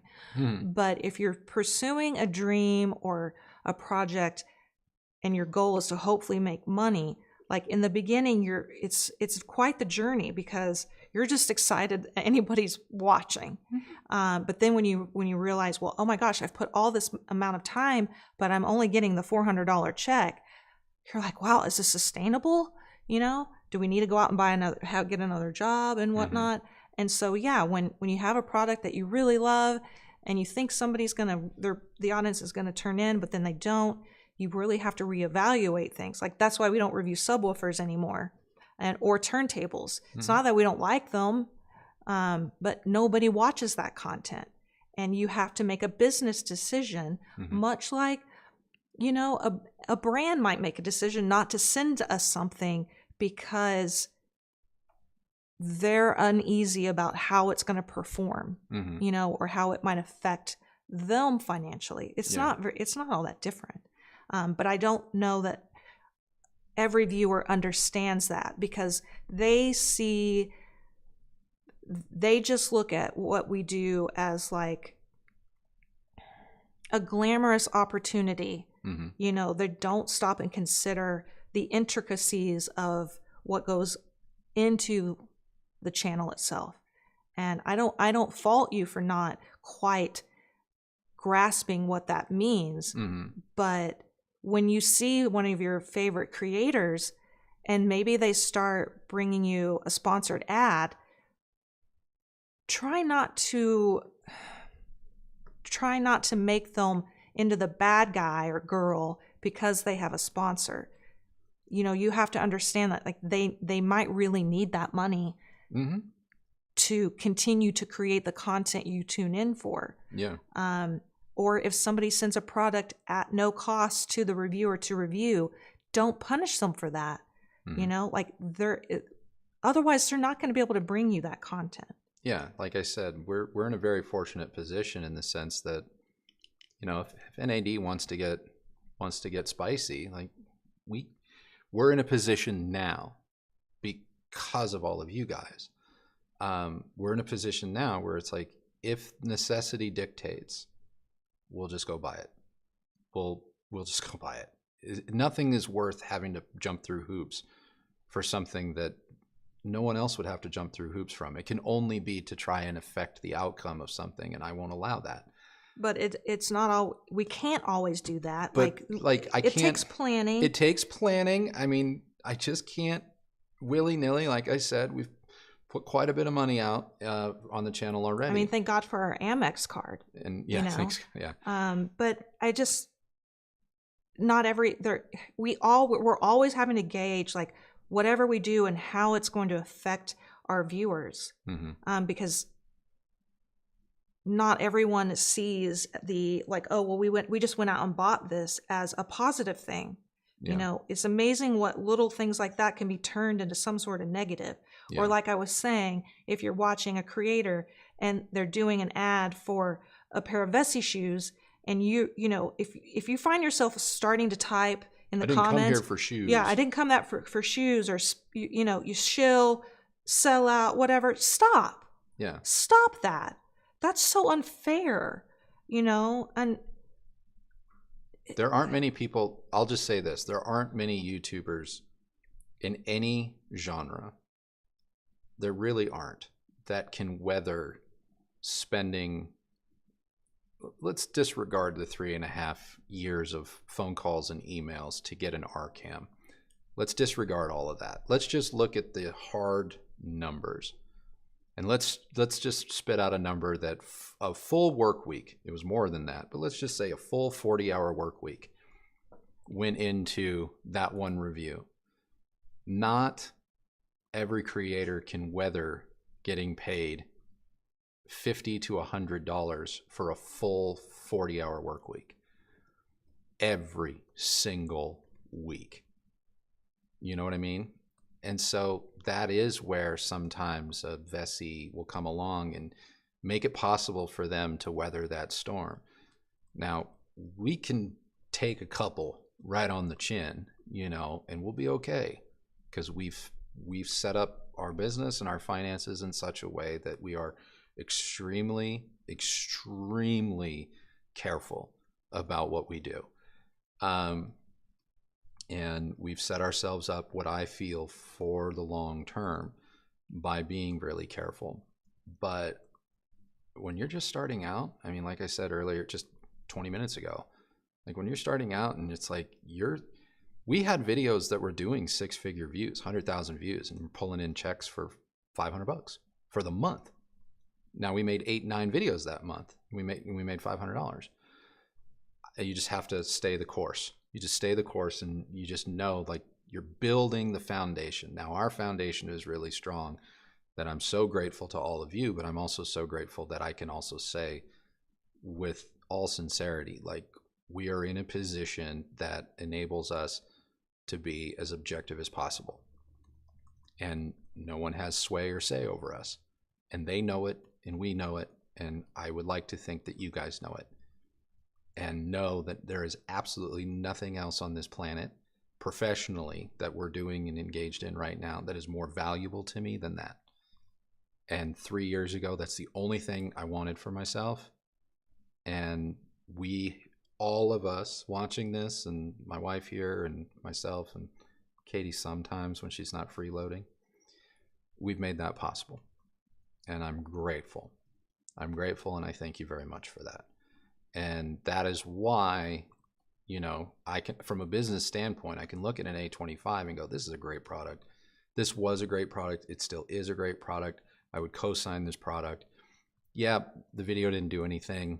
It was a loss leader for us, but we get back on the horse, and, you know, we're back on Sunday, and we're back every week, you know, because it's not about the money.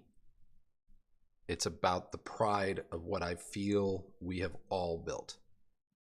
And I can't cash pride at Wells Fargo, but I can get close enough. You know, I can get close enough. So that's where I want to end it, guys. So yeah. 3 hours. 3 hours. This is our longest stream yet. I think it is. And I just want to say thank you so much for tuning in. And for sticking with us. I really appreciate it. Sorry for the technical glitch.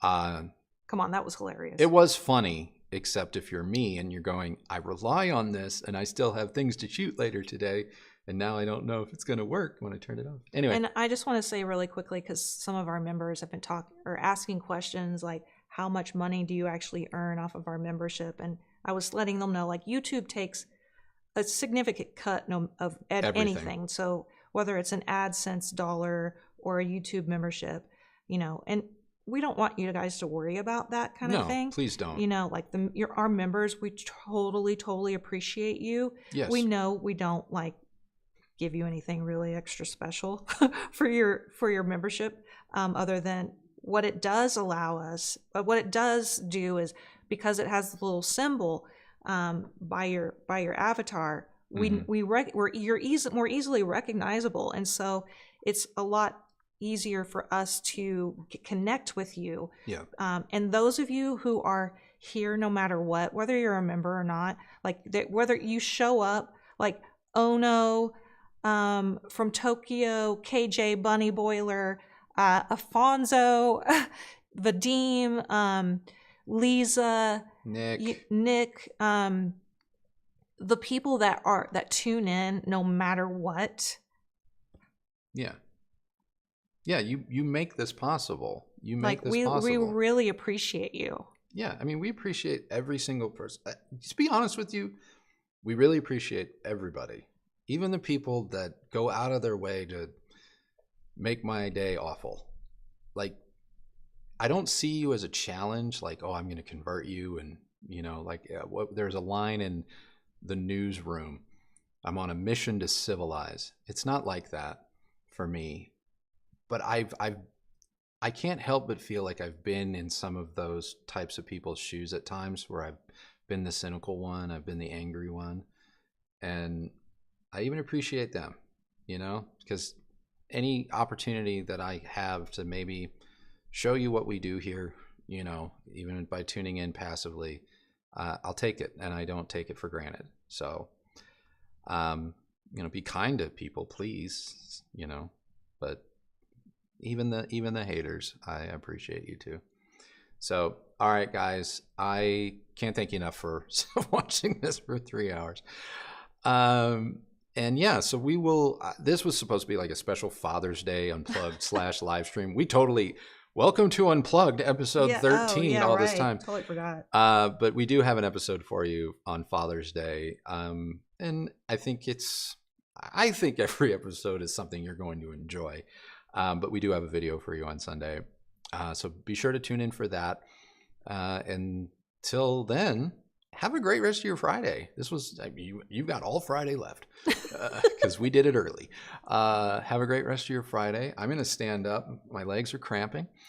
And I'm going to drink some more water because this ended 90 minutes ago. I think I need food because I'm starting to get the shakes. So anyway, have a great rest of your day, guys. Thanks again. You so we much. really do appreciate it. And we hope you have a great weekend. If you're a dad out there, happy Dad's Day. Yep. Even if you're not like a biological dad, Doesn't I'm sure you mean something to somebody in your lives. Yep. And give them a call and just be grateful for your time you have. Yep. So that's it, guys. That's really it. See you on Sunday. Have a great rest of your day. Bye.